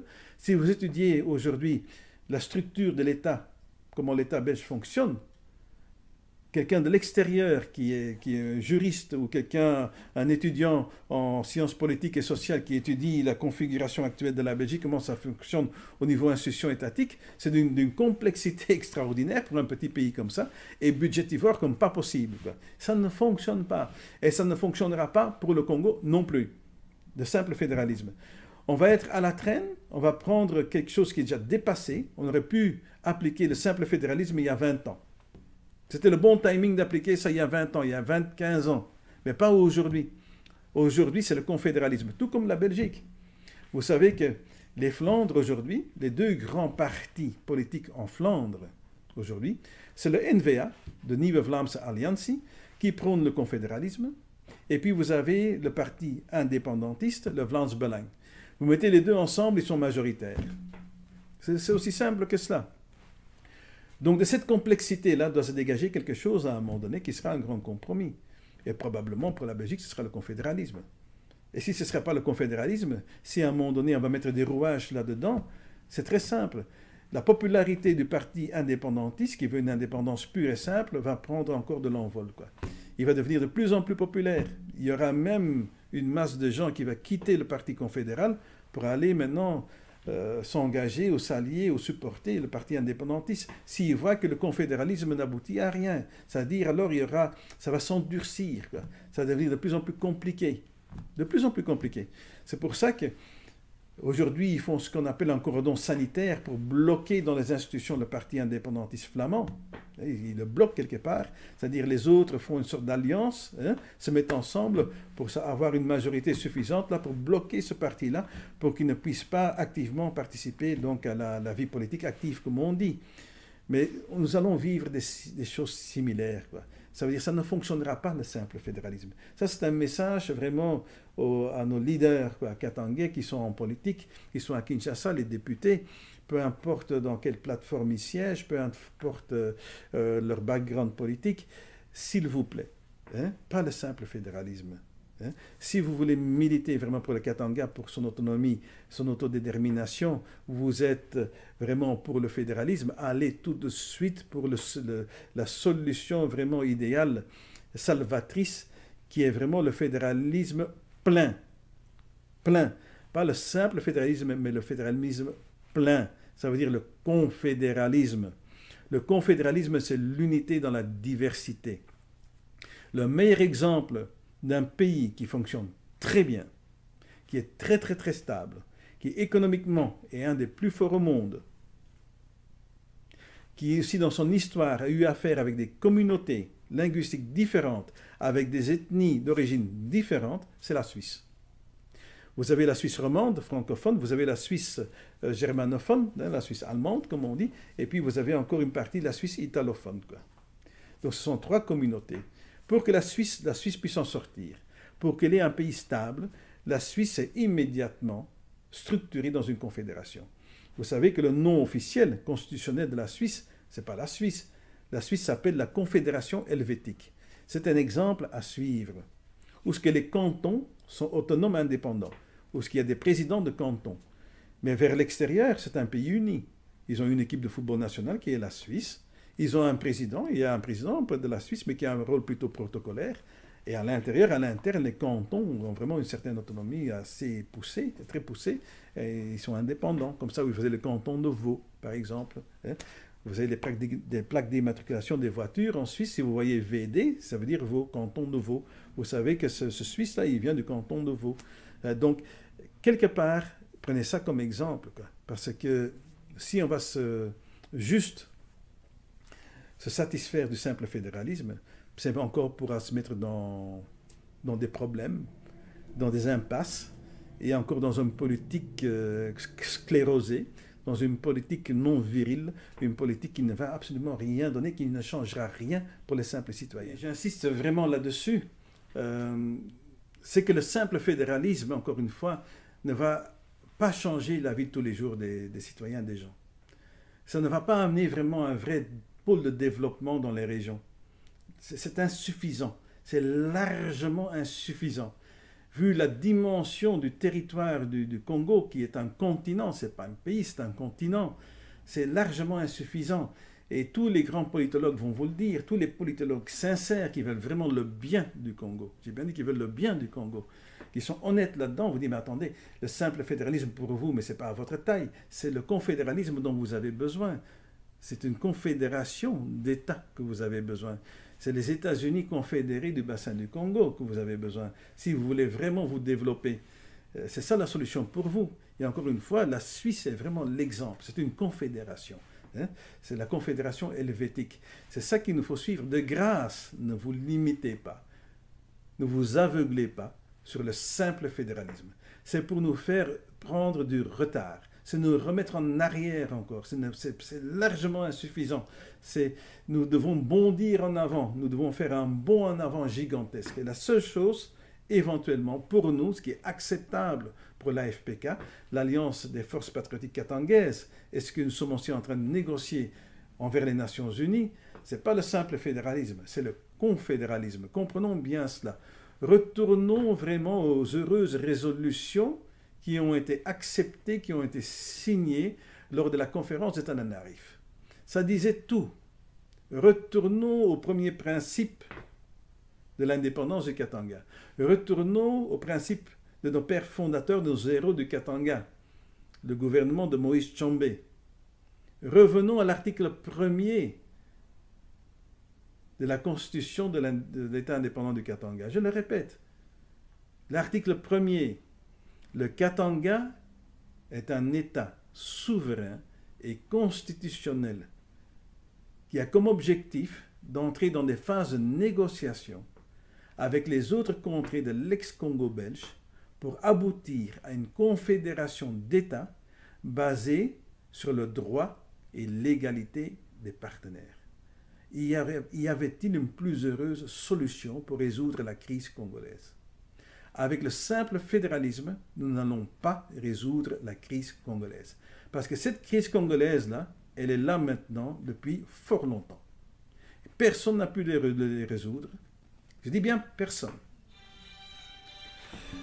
Aucun système politique n'a pu le résoudre. Aucun. Que ce soit un concept centralisateur, que ce soit la décentralisation, rien. Le simple fédéralisme non plus. Il nous faut la confédération d'États. Il nous faut le confédéralisme. Ceci est vraiment essentiel. Donc il y a un appel qu'on fait vraiment aux leaders katangais, le collectif des femmes de leaders katangais, le rassemblement de députés katangais, tous les députés katangais isolés. Vous pouvez nous soutenir, soutenez-nous. L'union fait la force, effectivement. L'union fait la force au niveau du Katanga. L'union fait la force au niveau des dirigeants katangais. L'union fait la force aussi au niveau donc, des acteurs katangais. Nous devons être unis, unissons-nous, ne soyons pas divisés. Et non seulement ça, l'union fait la force aussi sur toute l'étendue du territoire de la République démocratique du Congo. Unissons-nous à ceux qui soutiennent la démarche katangaise d'autres régions. Congo, Ituri, Équateur, les deux Kivu, ainsi nous ne sommes pas seuls aujourd'hui. Nous sommes ensemble avec d'autres qui ont compris que la sortie de l'impasse, de cette crise congolaise symbolisée par l'illégitimité des pouvoirs qui se sont succédés. Des pouvoirs illégitimes qui se succèdent et qui se succèdent. Et qui se succéderont encore avec des élections de 2023 qui sont déjà maintenant compromises. Alors là, je pense que ça fait du bon sens. Et toute personne qui a une vue d'ensemble, toute personne qui a une bonne vision panoramique des choses, c'est-à-dire toute personne qui est intelligente. Parce que le mot intelligence vient du latin interligere, et ça veut dire faire des liens, faire des bons liens. Ça veut dire avoir du bon sens paysan. Toute personne qui a du bon sens paysan, qui a une intelligence brute, à l'état brut, qui est un peu visionnaire, qui a du bon sens, voit et comprend que la seule solution salvatrice possible pour maintenir le Congo, la République démocratique dans ses frontières actuelles, c'est une unité dans la diversité basée sur le confédéralisme. Vous savez, toute l'Afrique est à reconstruire par les ethnies. À l'époque de la décolonisation, une grande erreur a été faite. Quand on nous a donné nos indépendances au niveau des pays africains, il y a eu deux camps. Il y avait le groupe de Casablanca, il y avait le groupe de Monrovia. Les uns disaient, gardons les frontières telles qu'on les a maintenant héritées de la colonisation. Gardons les frontières intactes, quoi. Gardons-les maintenant comme ça, comme les colons les ont tracées. Gardons les frontières rectilignes qui ont été tracées lors de la conférence de Berlin. Gardons les frontières de cet acte barbare qu'était la conférence de Berlin, qui a vraiment divisé, tracé des lignes rectilignes, des tracés tout droit sur la carte de l'Afrique, et qui se sont partagés le gâteau de l'Afrique entre puissances coloniales. Gardons ces frontières. Et gardons vraiment le legs, l'héritage de l'administration coloniale. Gardons le système d'immatriculation hérité de la colonisation. Il y a un groupe qui était pour ça. Il y a un autre groupe qui disait non. Mieux vaut, si on veut vraiment procéder à une décolonisation totale, si on veut vraiment se décoloniser, il faut retourner aux frontières précoloniales, qu'on connaît encore très bien. Il faut alors vraiment une décolonisation totale et retourner vers les frontières précoloniales. Il y avait un groupe qui était pour ça. Malheureusement, le groupe qui était pour un retour aux frontières précoloniales, qui voulait casser complètement avec le legs et l'héritage du colonialisme, n'a pas été écouté. Ils n'ont pas été majoritaires. C'est l'autre camp qui l'a emporté. Et puis on est allé vers ce fumeux concept de l'intangibilité des frontières héritées de la colonisation. Quelle horreur! Quelle horreur et quelle erreur totale. Une erreur monstrueuse. Qu'est-ce que ça a permis? Ça a permis que jusqu'aujourd'hui, l'Afrique est colonisée. Et toujours dans les frontières coloniales et colonisée. Le confédéralisme, quelque part, est un compromis très souple, flexible, là. Parce que quelque part, on procède à une certaine forme de décolonisation, à l'interne, quoi, tout en maintenant les frontières existantes. Donc, quelque part, là, qui ne trouverait pas ça donc une solution bienheureuse, quoi? En même temps, on se décolonise. Parce que réfléchissez bien, c'est un processus de décolonisation, le confédéralisme. Pourquoi est-ce que je dis ça? Parce que le jeu de cartes, les cartes sont redistribuées, hein, ça devient un tout autre jeu. Parce que tout le monde va se développer au sein de ces régions autonomes.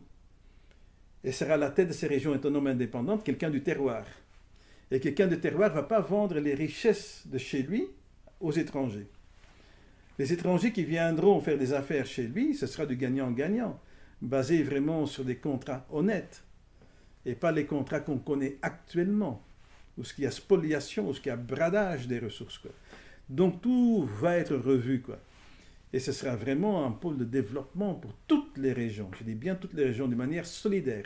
Chacun maître chez soi, chacun maître chez lui dans sa maison, chacun va gérer sa maison. En même temps, on est dans le même quartier, on va faire que tout le quartier soit propre, net, bien organisé, et on aura encore une solidarité aussi. Par exemple, pour des catastrophes naturelles. Par exemple, si à un moment donné, il y a une région où il y a des inondations, c'est une partie du quartier qui est inondée, il y a la caisse solidaire, quoi, parce qu'on retient à la maison les recettes de la maison, du sueur de votre labeur, vous retenez ça dans votre portefeuille, dans votre poche, par exemple 70% pour développer ta région, ta maison, le bien-être de ta maison, le bien-être des personnes qui habitent dans ta maison, et puis les 30% vont dans une caisse commune, solidaire, et dans le quartier, il y a une maison là-bas du quartier, dans la Confédération, il y a des problèmes d'inondation, ils n'ont pas assez de moyens, il faut aller les aider, on utilise cet argent-là maintenant pour aller aider. Mais tout le monde va se développer. Maintenant, il n'y a rien qui se développe. Absolument rien. Le Congo est en ruine. Le Congo est en perdition totale. Le Congo sombre vers un chaos total. Le Congo n'est pas en voie de développement. Le Congo est toujours encore et encore de plus en plus vers le sous-développement. Le Congo, au niveau de l'indice de développement humain du PNUD, est toujours parmi les derniers de la classe. Et il restera. Les régions sont démunies. Le Congolais est chosifié. Le Congolais est clochardisé. Le Congolais est abandonné par Kinshasa. Le peuple est abandonné dans les régions reculées par la politique qui se passe à Kinshasa. Et ça continuera comme ça, même avec le fédéralisme simple. Il nous faut le confédéralisme. Ça, c'était vraiment un message aux députés katangais qui veulent nous soutenir. De grâce, prenez le confédéralisme. Faites une démarche de lobbying. Soyez un groupe de pression envers Kinshasa pour que notre démarche envers l'ONU puisse aboutir. Parce que l'ONU a très bien compris. L'ONU sait que le confédéralisme est la solution. Pas le fédéralisme, mais le confédéralisme. Ils le savent. Parce qu'aujourd'hui, personne, mais personne, veut d'un Congo à problème. D'un Congo qui est instable, qui va déstabiliser même toute la sous-région.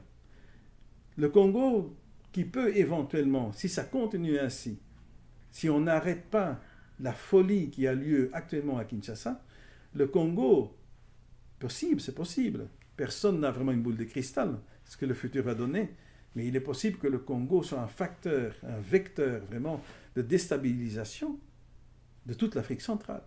Qui veut ça? Qui veut ça? Je pense que personne ne veut ça. C'est pour ça qu'il faut chercher des compromis à partir de Katanga comme bastion. Le Katanga est prêt à se livrer pour ça. Le Katanga est prêt à servir pour cela. Mais à partir de son droit d'être autonome, indépendant, autodéterminé. Ça, c'était pour la FPK.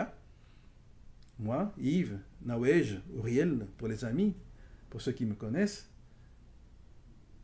ministre plénipotentiaire chargé de la diplomatie pour la FPK. Vive le Katanga, libre et indépendant, soit sous le coup du confédéralisme, soit par une sécession pure et simple. Si c'est le confédéralisme, ça dépendra de Kinshasa. À Kinshasa de jouer. Et à vous aussi, députés et leaders katangais, à vous de jouer. Faites pression. Soyez un groupe de lobbying puissant. Soyez notre voix à Kinshasa. Bonne journée.